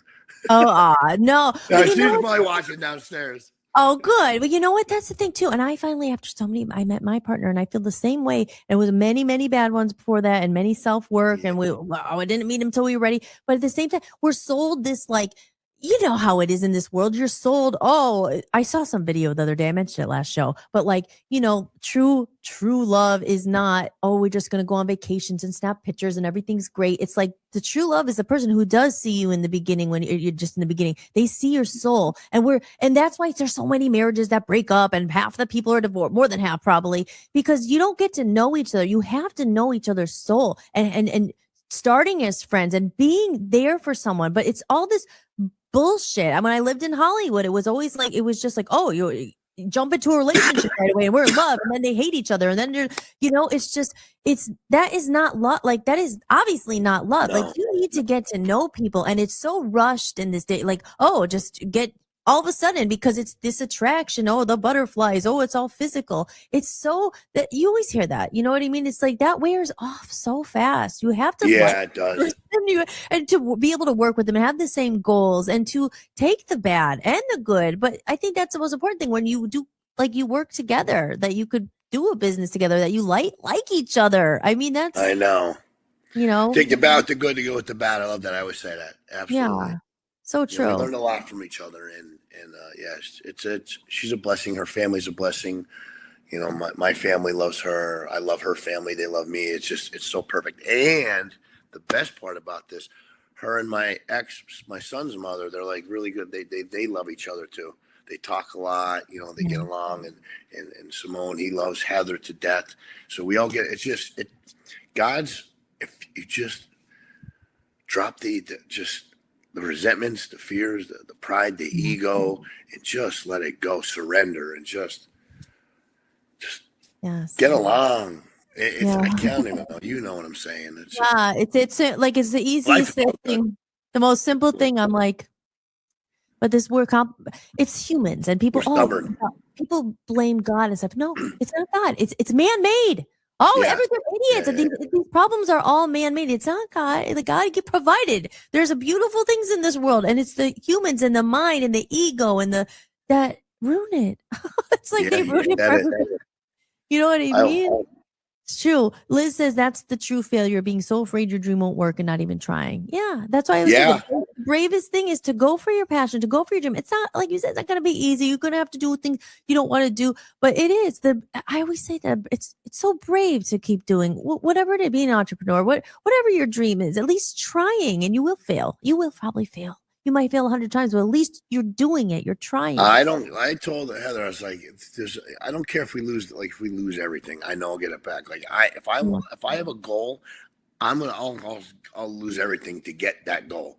Yeah. Because I know I'll get it all back. I know I will. So I'm the go-getter for sure. Yeah, because you don't want to have and I know you are. No, and I know you are too. Yeah, you definitely are. I already know by just talking to you here now. Yeah.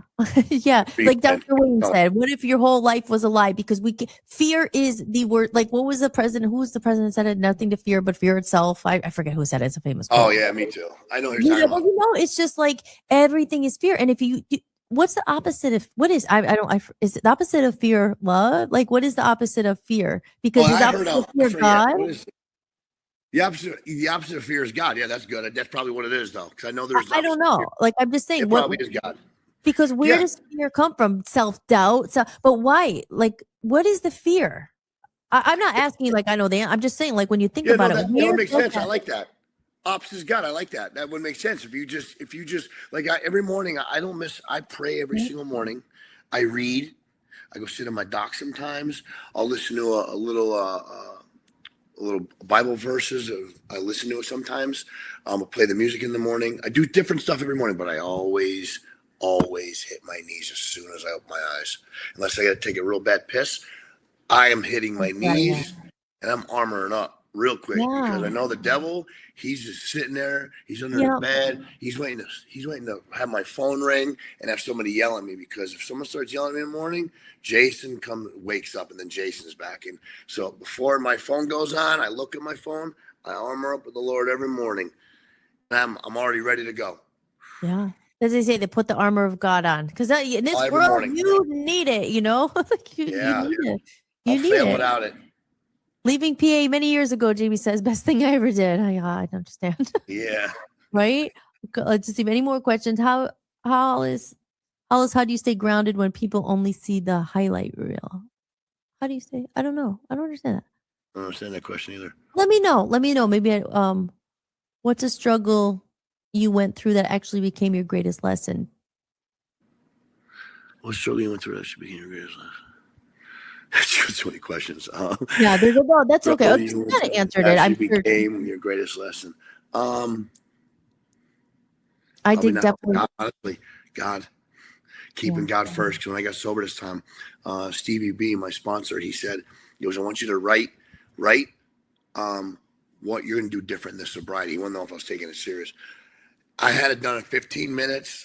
I wrote the whole time, and I read to him. He's like, wow, I take suggestions, follow, keep God first, have priorities, have a circle, have my meetings, have everything lined up, things that I wasn't doing the last 10 years. And I've been doing them ever since, and I'll keep doing them. So that was my biggest lesson, not following suggestions, probably. And now I am, and I still do. Because I'll never think I know everything or I know something. I always remain teachable. If I don't remain teachable, I already failed. I already lost. I get a lot of know-it-alls out there. Yeah. I'm not a know-it-all. I'll never be a know-it-all. That's so good. The smartest thing I've ever heard the people say is like, when you actually say, people think they know everything. Like, I don't know anything. Yes, you know things. But when you say, what is this? Like, do you really, the smartest thing to really say is, I don't know everything. Like, how do people think they have the answer? Oh, this got this. It's just like, the smartest thing is say, I really don't know. I think that's honest. I didn't understand the highlight reel question, but I think now I understand it. Quintus says, yes, the highlight reels out there of everyone including photos of their best lives with no problems brings up compare and despair. I think that's like maybe saying like when people just are, especially on social media, you're only showing like, oh, everything's wonderful. I think that's maybe what you meant. It's an illusion, a perfect curated moments. So I'm just going through, I just want to see if I missed any.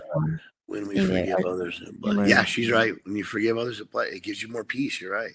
But what is that, like drinking poison? What's another quote? That's another quote. Like forgiveness or hanging on to resentment is like drinking your own poison or something. You have to forgive. Because pretty much resentment is the number one killer in addicts. Resentment is the number one killer in us addicts. If we have any resentments, we have to lose it. It doesn't matter what it is. You got to get rid of it. And for me to say that about my father and I resent him, when people give me excuses, I'm sponsored. I can't. She stole my couch, or she made me pay child support, and I'm like, my dad molested me and beat me, and I used to watch him beat the shit out of my mother. He's like, oh, okay. Oh, now I feel bad. I go, yeah. So you can't forgive that? Like, come on. So that's why I know the Lord uses me for a tool to help them be more receptive to Him to forgive. If I can forgive, you know, someone said to me a long time ago, this is why it made it a little easier to forgive my dad, just popped in my head. Yeah. If the Lord can forgive me for what I did, and I was a real piece of shit. If he can forgive me, who am I to not forgive him? I'm not God. I'm like, wow, that's powerful. So that always stuck with me. It's been 20-some years since I heard that, and it still sticks with me. If I can't forgive him, if he can forgive me, who am I to not forgive him? Yeah. Crazy. Because that's the thing. I mean, we all have our issues really bad, and they said it's God who's gonna, you know, punish or forget or whatever. You know what I mean? It's just you were victim of your dad, but he obviously has his demons that he's a victim of. So like it's all like a vicious cycle. So the forgiveness, is that I think that's what at the end. Yeah, exactly. Yeah, I'm such a cruel world. Okay, let's just make sure my wife is my friend to understand rather than. Yeah, there's loads. I love this. There's a lot of. Thank you guys all for your comments in here. I'm sorry if I'm not getting to any, but if there's any other questions, some people are just chatting with each other. Human connection and contact. Yeah, I agree. Heather is so lucky to have you in her life. JFK. I thought that too. JFK. There we go. Was that who said that? Nothing to fear. Opposite of fear is faith. That's what I thought. I said love, but faith, right? Yeah, God, same thing. God, faith, same thing. Yeah, faith, love. That everything will work out. Yeah, there we go. Thanks, Brian. Love is the answer. Okay, there we go. Now we got that. Love is the answer. Faith. So, oh my gosh, like thank you everybody for chatting and stuff.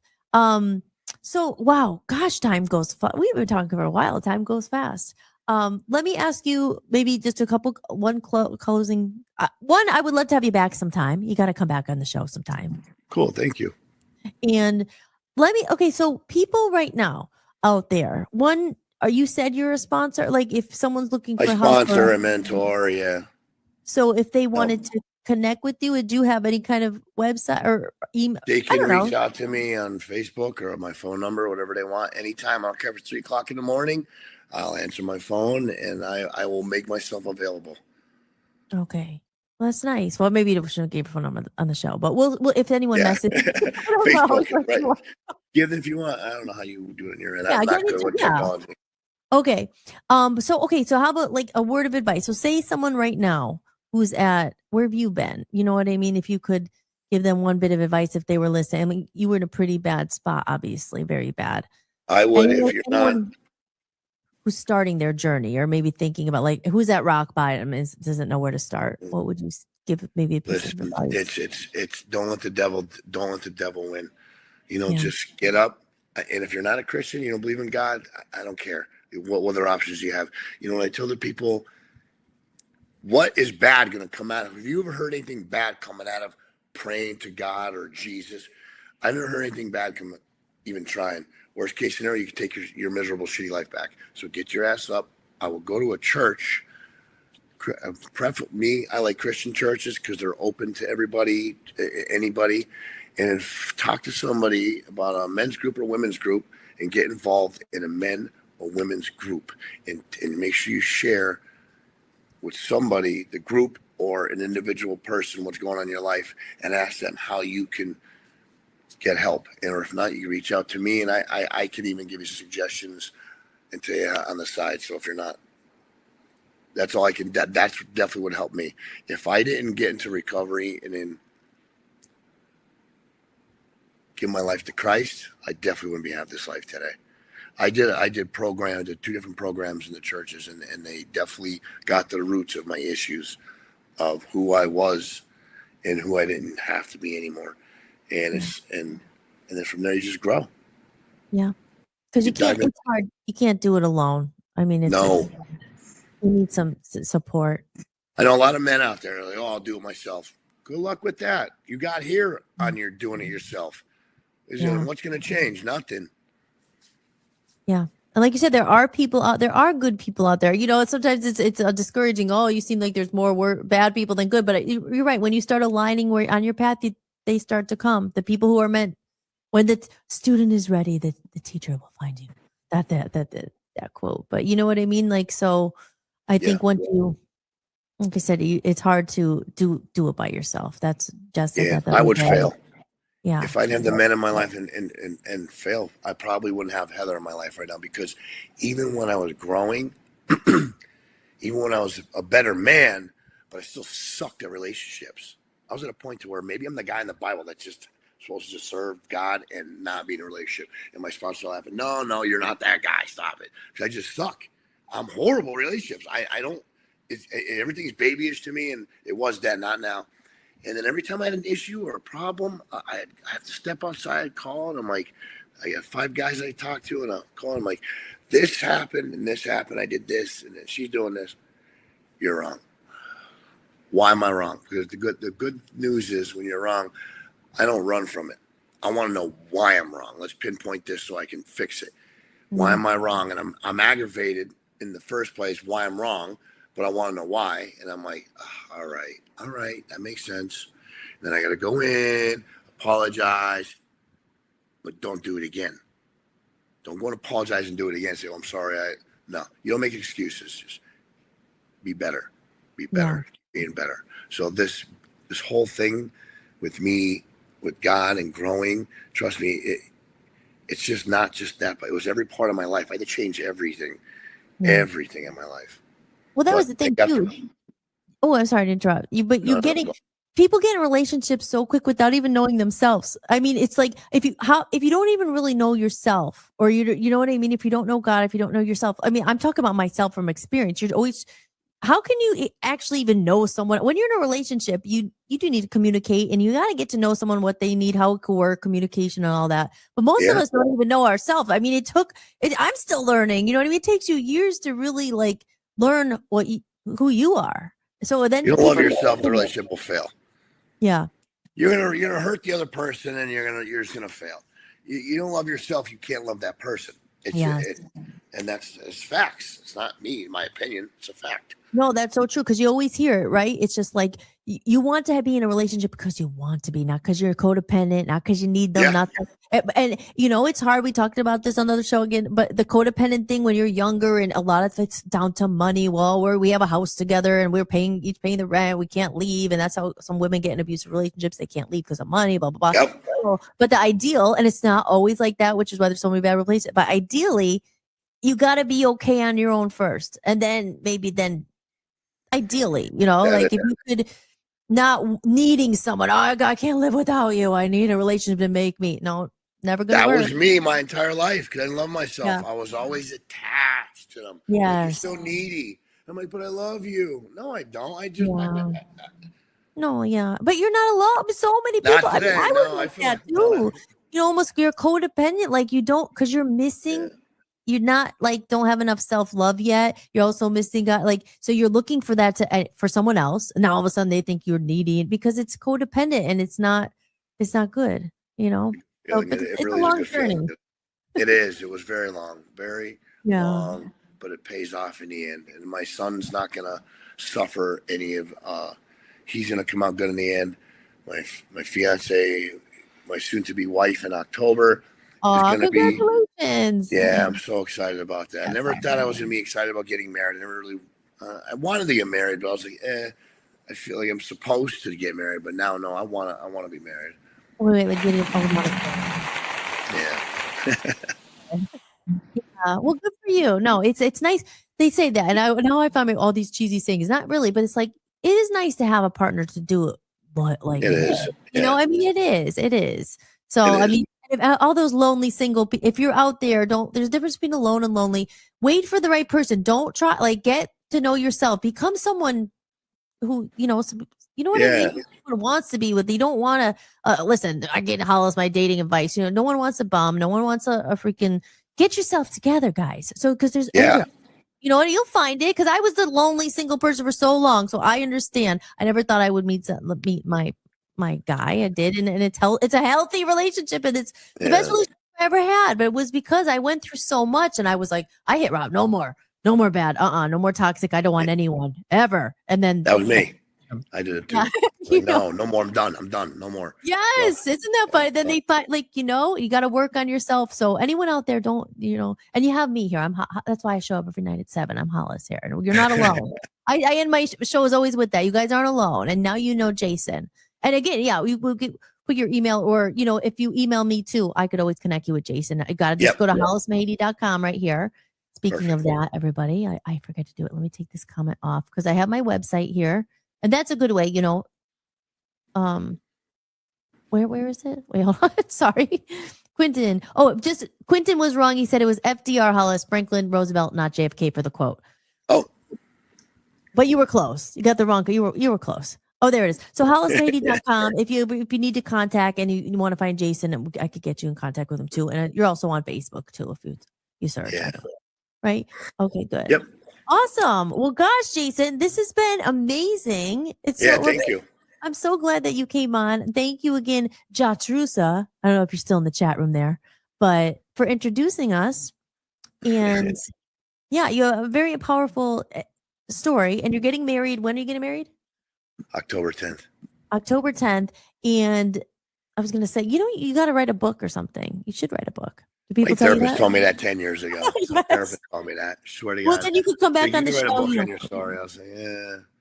I know, right? Everyone is ChatGPT now. Everyone can write a book, but you should write a book, and then you could come and talk about it more. But whatever. But yeah, because most people who come and they have something to sell or something. So Yeah, you gotta write your story down, or you could do an audiobook, something like that. But we I have it didn't on even time get to capsule here. I didn't even get to the meat and potatoes. I just laid out the fast story. Well, you'd have an interesting story. Some people, Well, everyone thinks they could write a book, but their life's not that interesting. Yeah. I mean, you have something good. Thank you. Thank you. You're right. Aw. Well, awesome. Appreciate Well, I guess you guys, I think we're good on the questions there, but now you have, like you said, you could message me or message Jason on Facebook if you just find him, Jason Foersch. And I will be replaying this, and hopefully we'll just spread the message. And if anyone needs help and recovering and things like that, they could reach out to you if they need to talk. Yep. Like Absolutely. Yes. Okay, good. I'm here. Awesome. Also, anything else? Do you have any closing?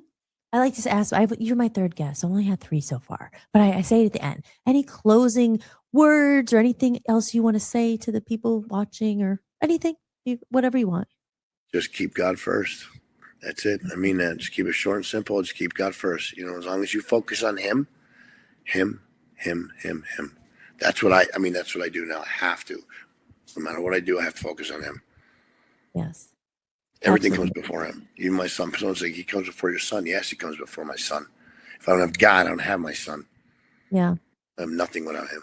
Yeah. Well done. Well done. Very good. Very good. Proud of you. I know I just met you, but very inspiring Thank story. you. You're brave. No, thank you. And you too. I'm you're proud of you. I know that sounds corny saying I don't know you, but No, I know that's you grinded to fine. get to where you are. When you told me, I'm sure you weren't happy about playing in bars for 10 years to get to Oh. it. You had to grind to get here. Yeah. I don't know. I'm not a musician, but I know it's not easy. I just know I have musician friends, and I know it's a lot of work. Yeah. No, I appreciate that. Thank you. Thank you. Absolutely. Awesome. Well, yes, we'll be in touch. I'll talk to you probably after this. Absolutely.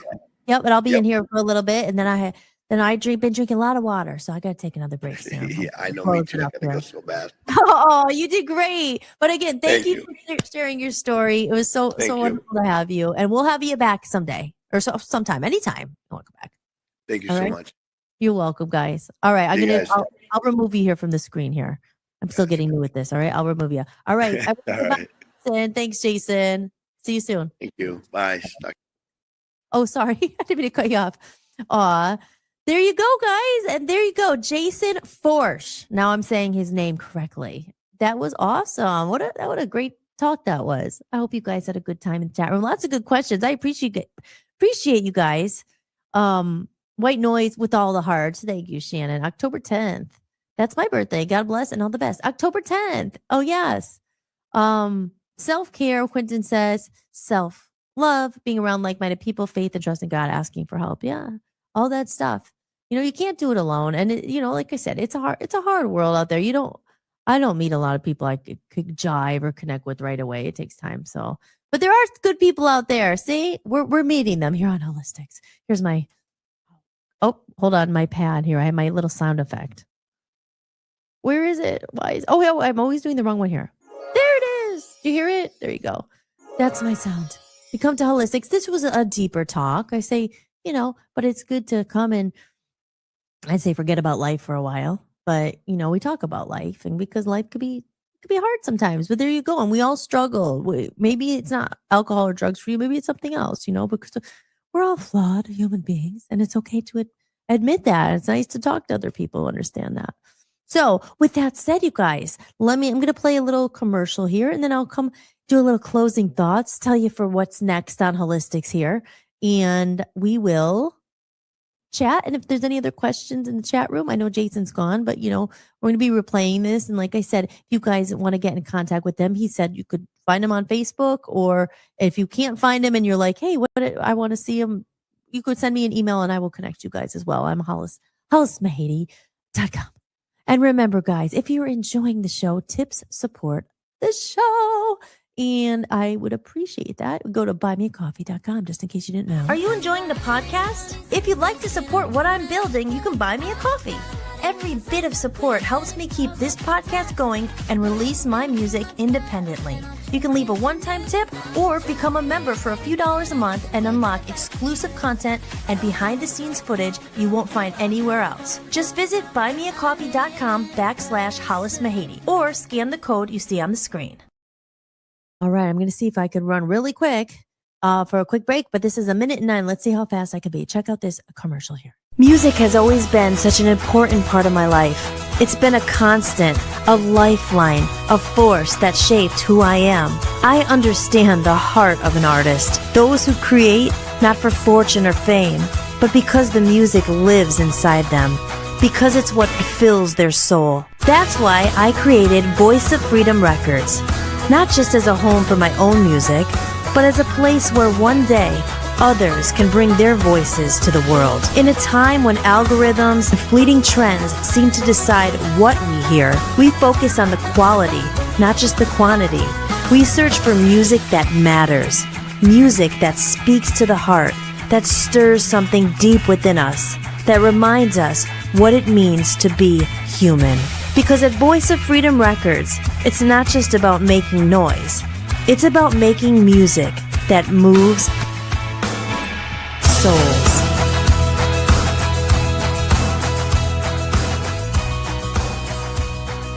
When you're truly independent, creating music isn't just art. It's devotion.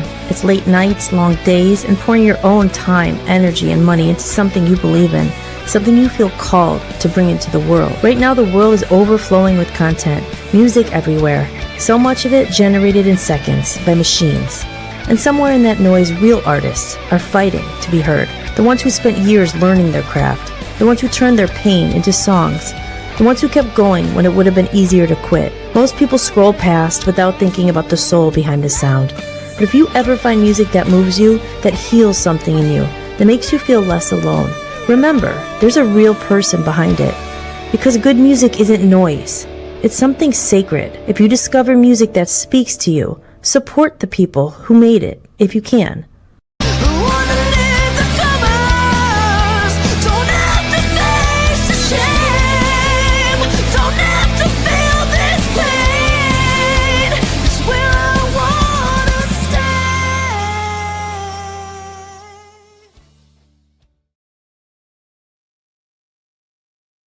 Oh, I was on mute. Sometimes I forget.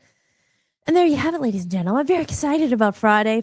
This Friday, May 15th, my single covers will finally be out on all platforms. So stay tuned for that. I'm still trying to find the stupid pre-link save, but at this point, whatever, it's going to come out, and then share it if you like it, guys. That's all I could ask. That's all I asked for. You share it. You're going to like it. I'm excited. And today I was at the music studio. Oh my God, it has been such a journey to get here.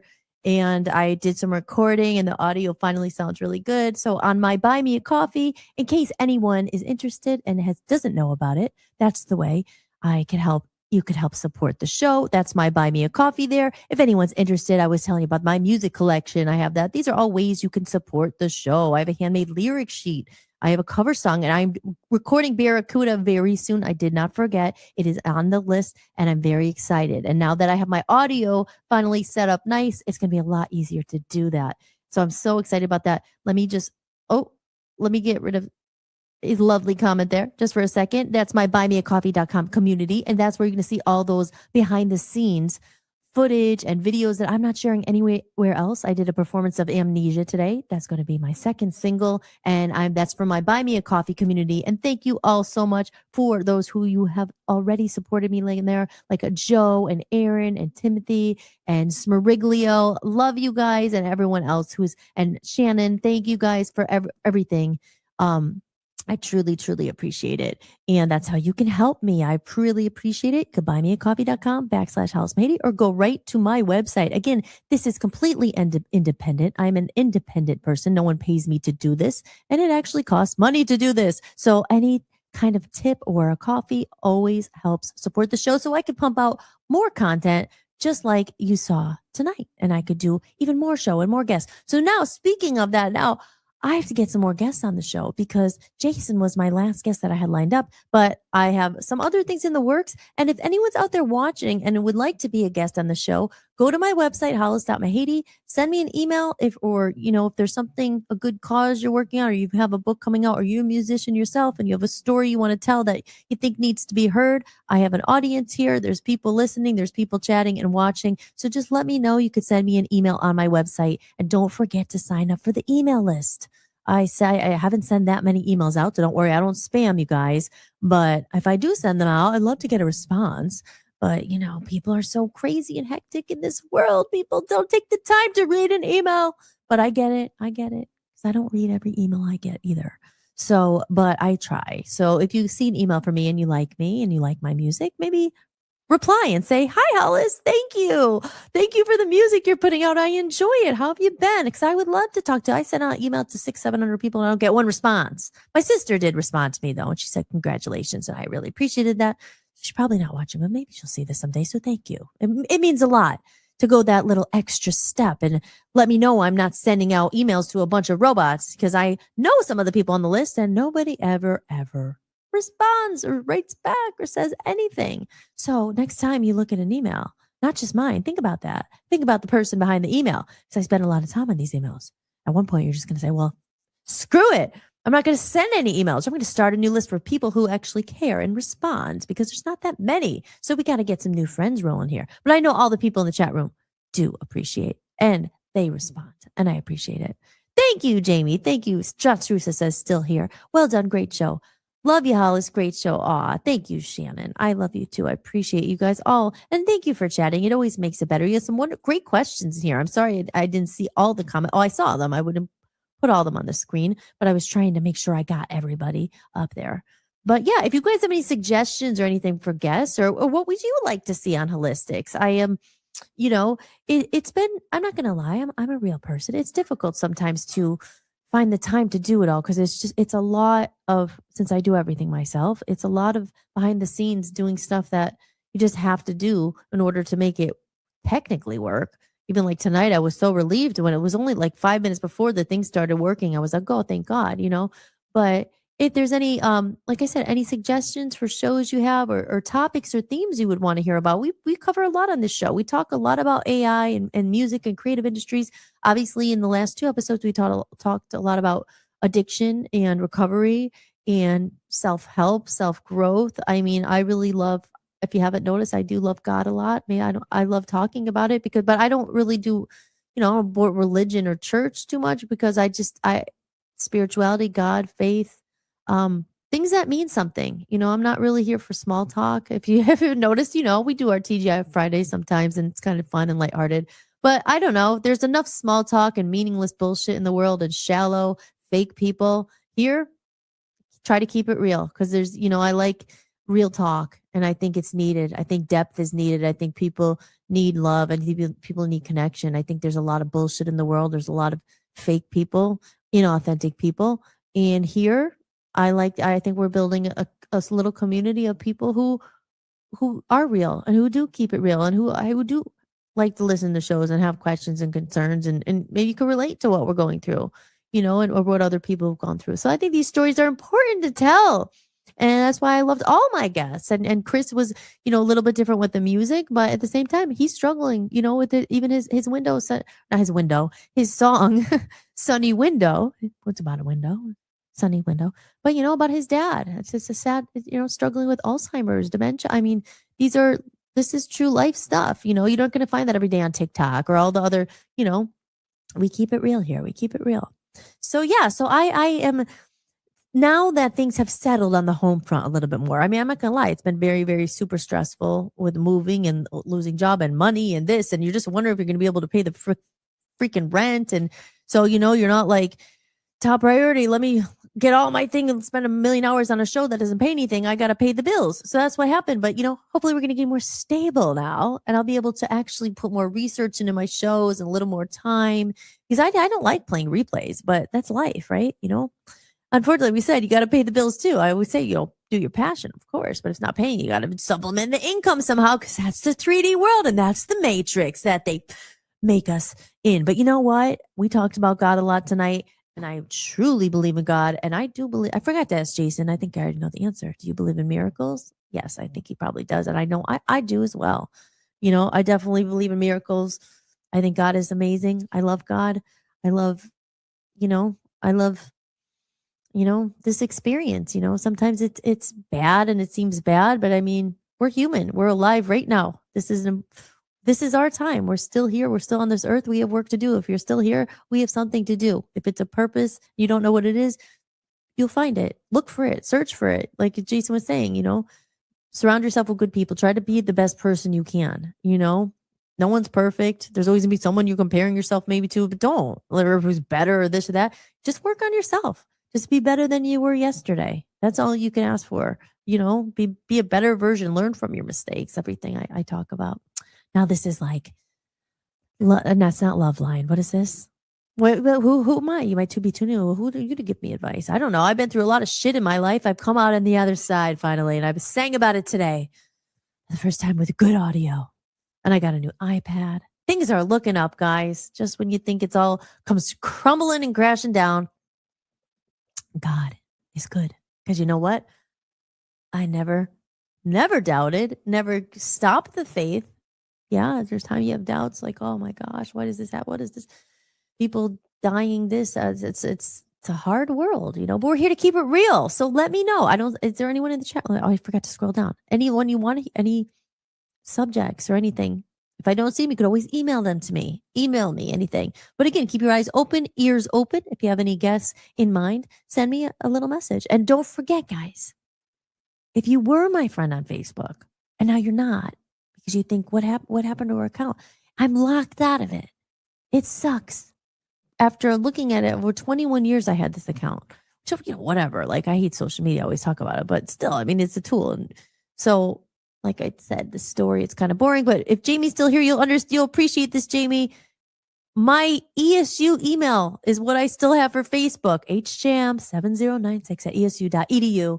And I won't worry. No one's going to hack into it because I can't even get into it because I don't think it exists anymore. And I had signed up for that account in college with that email, with the phone number that I no longer have. So they're sending codes to all different things and I can't get into it. So there you go. I mean, whatever, 5,000 friends. I don't know half of them. No one, I mean, there's some people, there's a lot of people who do, sometimes comment and connect. And I feel bad because I'm trying to add them and it's telling me I can't add people because I don't know them and I could only add 5 people a day. And so I'm still here, guys. So if you really care, or if you see this, not even really care, but you wonder, I don't know if anyone's going to hear this, share it. Hollis lost your account.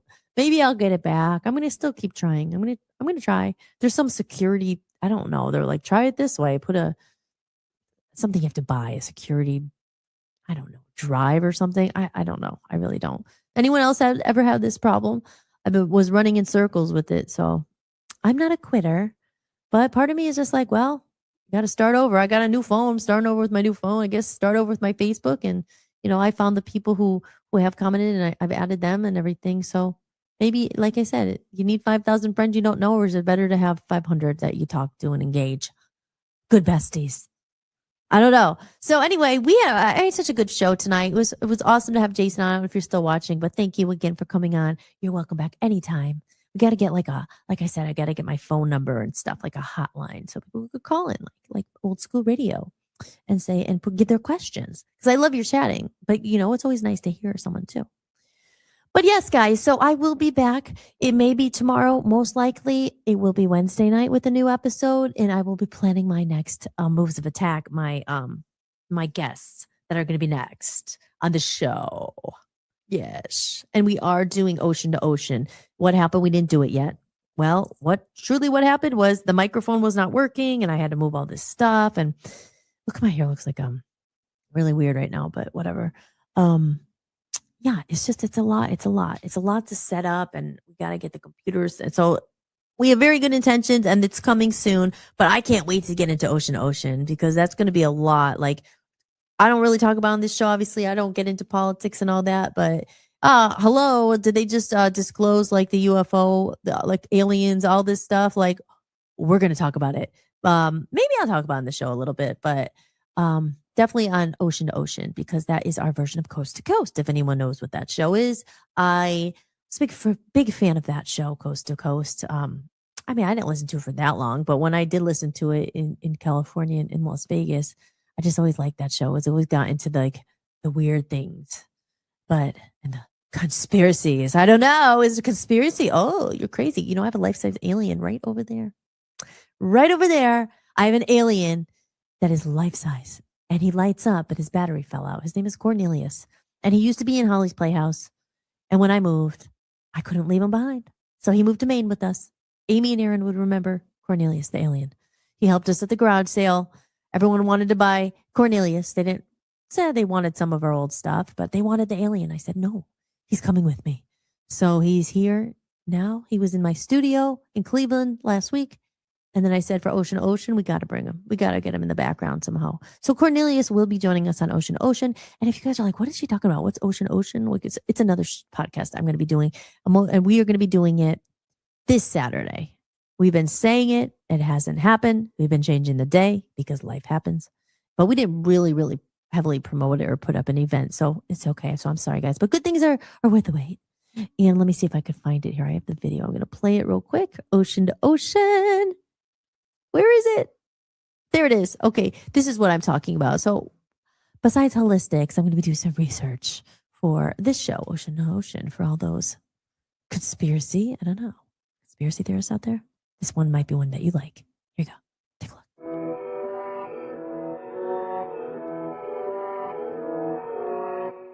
Ocean to Ocean is your late night portal into the unknown. Hosted by Hollis and Dan Smeriglio as a tribute to the legendary spirit of late night radio, where curiosity leads and nothing is ever off the table. From sea to shining sea, we explore late night mysteries that keep you questioning everything. Bigfoot lurking in the shadows, secrets hidden beneath Antarctica's ice, UFOs, government cover-ups, and truths long buried, psychics, angel readings, and messages from beyond. But this isn't just a throwback, it's our twist. Real talk, raw curiosity, a little humor, and a fearless dive into the topics most people won't touch. Some nights will make you think, some nights might give you chills, and some might just change the way you see the world.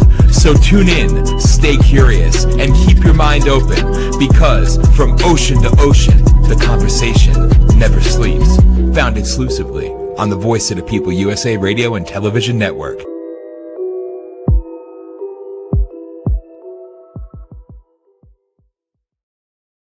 So there you have it. So that's something to look forward to. That's me Saturday night. And it's really very exciting because I get to do this show with my best friend, who I happen to be married to, which we talked about what Jason said. He met his lovely fiance, soon to be his wife, who was his best friend. And my husband is my best friend. He's the best. He's the best. I love you and I appreciate you so much. And we've been through so much together. And it's going to be awesome to join him on this show. We've been wanting to do a show like this. It went through a couple different names and phases, but this we settled on, and I'm looking forward to doing it. We're just gonna have fun. So it won't be me alone. And so when I forget something that I was talking about and I say, what was I talking about? He could say, oh, you were talking about that. I'm like, oh yeah. And I can tell him, oh, you were talking about that. Because it's nice. It's nice to do a show alone. Good. It's not always alone because I have lovely people in the chat room chatting with me. But, sometimes you're just here by yourself and you feel like you're talking, oh my God, is it people out there? But at least when you have someone with you, it's a different vibe. So we get to do a lot of things. And Smurglio, big shout out to Smurglio. And I don't see Joe in the chat room. I hope Joe's okay. But Joe, thank you for your buy me coffees and Smurglio. I appreciate you guys so much. I appreciate you all. I really, really, truly do. Thank you for letting me join you in your living room. Maybe you were in your bathroom. Maybe you were in your kitchen cooking dinner. I'm on the thing. Maybe on one of your tripods. Maybe you put it up, or not your tripod, but your little thing. I got this. This is awesome. I love this. Actually, this is just a little stand where I could put my phone on. Yes, I'm promoting a product. And I keep it right here now. It's really nice. So yeah, I'm getting used to this phone. I'm starting to like it. It does take some time. It's just like anything. It's just something. It's just a new when you know your phone or whatever so good, and you know how. Then you get a new one. You're like, where is it? But you just have to get used to it. So it's definitely a way better camera, and there's some other ease of use I found. So what do you guys? If you're in the chat room, I don't know if anyone's in there, but iPhone or Android, what do you think? What do you think? I looked at my iPhone today. I actually brought it back to the store. Finally, we wiped it and it's gone. It's gone now. It's so weird. I mean, it's kind of like embarrassing to me. I was like, oh, my phone. But I had to make sure. I had some old voicemails from my dad. I had to make sure I sent to myself and all my pictures and all that stuff. I mean, it's so weird. Oh, my phone. Like, what is wrong with us? I mean, hey, it's not our fault. They did this to us. They got us addicted to these phones. So you just gotta be self-aware with the phones. But that's what we do here on Hollistics. We got human connection as well. Take a break from the phones and go, forget the phones for a minute. All right, guys. Well, I guess I went on and on enough. It was a great night. Remember, guys, if you want to support hollismahady.com, sign up for my email list. If you want a true friend or someone who actually cares, because I do care, and I would love an email response one day. I'm going to do it again as like a test and sign it out. Then I was like, maybe I should just send, no, I shouldn't send not mean, but almost an email out like, is there anybody there? Anybody at all? These 700-800 people. Is there anybody who gets this? Anybody? Just like say hi. Cause like, I don't know. They probably think it's just like a group message, which it is. I mean, but there was times I took time and emailed 20 people. No one wrote back. So, what do you do? I don't know. That's the world we live in, guys. You got to stay positive. Yes, we stay positive here. Because that is just the world, and people are overwhelmed, and there's like a million zillion emails that's sent on a day. How could you possibly keep up with them all? It's very difficult. That's why I say, pick a few people to support. Like we support Chris on this show. We support Jason and Jessica. Now all our guests that come on, we help each other. That's all we can do. So with that said, I think I did everything. One more time, just for good measure. Is that the word? I don't know, because I have to promote it. My album, A Comedy of Errors, is in the works and is coming out sometime this year, maybe next year. But don't worry, my single's coming out Friday.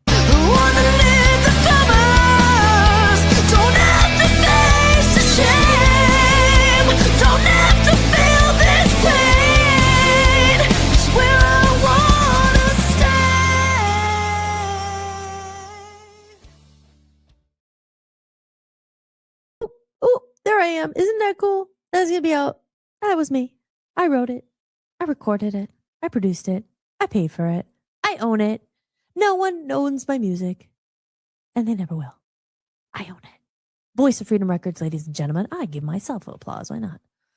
I think, it's okay. It's okay. Congratulate yourself. I worked hard on this. Very, very hard. Thank you. And for all of you guys out there, in case no one told you today, in case no one reminded you, you are not alone. You are loved. God loves you. You are loved. And if you're doing something out there, if you're an entrepreneur, if you're a creative person, or whatever you are, if you're a parent, if you need just a boost, maybe you had a shitty day. I hope it got a little better. I hope maybe something we said here today maybe helped you a little bit. I'm always here to tell you, don't ever give up. Don't ever give up. That was it's inspiring story, but sad story with Jason that he got to that point, about not wanting to live and all that. It's so sad. So you're never alone. You're never truly alone. I know it feels like it sometimes, but there are other people out there. Hang on, because like his powerful, inspiring story, he turned his life around, and it's not easy. I'm sure he still has hard days. I'm sure I have hard days. As much as we put on our smiley face, hey, it's not always pretty behind the curtains, and I know everyone can relate to that. So just know you're never alone. It's okay to ask for help. Reach out to someone. He's there now. You met someone. He said you could email or find him on Facebook. Email me. But yeah, you're never truly alone. And really, God is good, and he's there. He's there. You just gotta look, and you gotta listen, and you gotta have faith. So, in case you didn't get a round of applause, this one's for you. All right, guys. Well, I'm Hollis Mahady. I'm your host. You've been listening and watching Hollistics. I hope you guys all have a good night. I will be back with a new episode, most likely on Wednesday night. Probably tomorrow I might do a replay. Probably will. I'm thinking I'm going to re-air Jessica's episode. And if you didn't get her book, make sure you check it out. Check it out piece by piece. I still have it up there. Let me put it up there. I promote. It's a great book. I read it and I loved it. Do I still have it? Where is it? Oh, there it is. There she is. Piece by piece. Go ahead. Piece by Piece by Jessica Gailey. That's right up there on Amazon. And of course, Must Kill Chris. I got to get his picture back up here. I don't know. I had to delete one of them to put the new one in. But Must Kill Chris, he has a awesome album out there. Good people. And of course, Jason from tonight. So thank you again. That was our guest. Here, I'll play it one more time. There you go. That was Jason Foersch, like the Porsche, but with an F. And you know him now. You met him. You heard his story. So there you go. Aaron says, looking forward to Ocean on Saturday night. Yes, I will see you there. We will be there this time. We are ready. And I can't wait. I can't wait to talk about everything we're going to talk about. There's a lot of stuff going on in this world. It's a crazy world. But yeah, in the meantime, tomorrow is going to be a replay of Jessica's interview in case you missed that. And then I will be live Wednesday night for a new episode of Hollistics. So tomorrow I'm going to get some stuff together for that for Wednesday night. All right, you guys. Well, hope you all have a lovely, lovely evening. Stay well, stay careful, and I will see you guys all very soon. Take care of yourself. And I guess that's it. I guess I'll shut up now and I'll play the ending song. This one's called Lights. All right. Here we go. Play outro. My phone's beeping. Ah. All right, guys. I'm Hollis Mahady, and you've been watching Hollistics. Have a good night. Thank you for watching Hollistics, hosted by me, Hollis Mahady. If you enjoyed the show, be sure to share it with someone who might need it too. And if you'd like to support the podcast, you can visit buymeacoffee.com/Hollis Mahady. You can make a one-time donation or become a member for just a few dollars a month to get extra podcasts and exclusive behind-the-scenes content you won't find anywhere else. Or simply scan the code on the screen. Your support truly means the world to me and helps me continue creating independent content for you. If you like the music featured in this show, I license it through Epidemic Sound. You can head over to hollismahady.com, click on the podcast page, and use my link for a free trial. And don't forget to check out VOPUSARadio.com, where I host my music channel and am building a growing community of independent musicians. If you're interested in joining the network, just click Join Network and submit an application. Until next time, remember that you are loved and never alone. From human to human, big hugs. Thank you for being here, and I'll see you next time. Enjoy the outro video. I love this song. Lights shining from the window late at night. I'm just watching someone else's life go by, wishing it was mine. Dreams, everybody has them at the start. Somewhere along the way they fall apart, and it makes it kind of hard to look up at the lights. When the lights go out, everything is clearer. When the lights go out, I can finally see what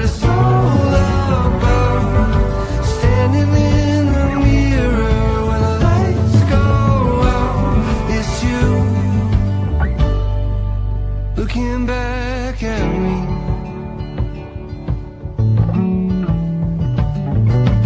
Hold, try your best to hold on to the rope. We all have a reason to let go, and it's easier to do, but it's better if we don't. When the lights go out, everything is clearer. When the lights go out, I can finally see what it's all about. Standing in the mirror, when the lights go out, it's you looking back at me.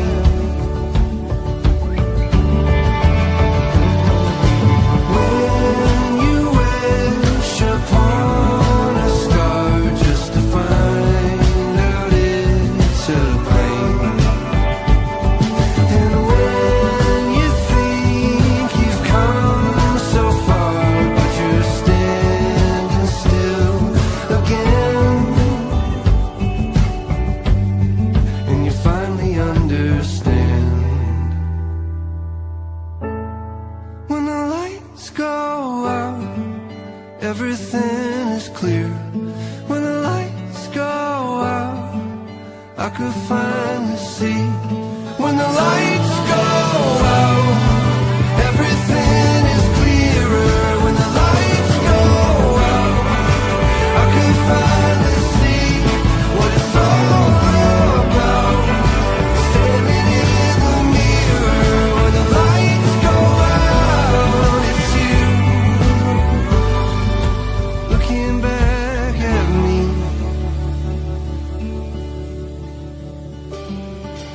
Hold, try your best to hold on to the rope. We all have a reason to let go, and it's easier to do, but it's better if we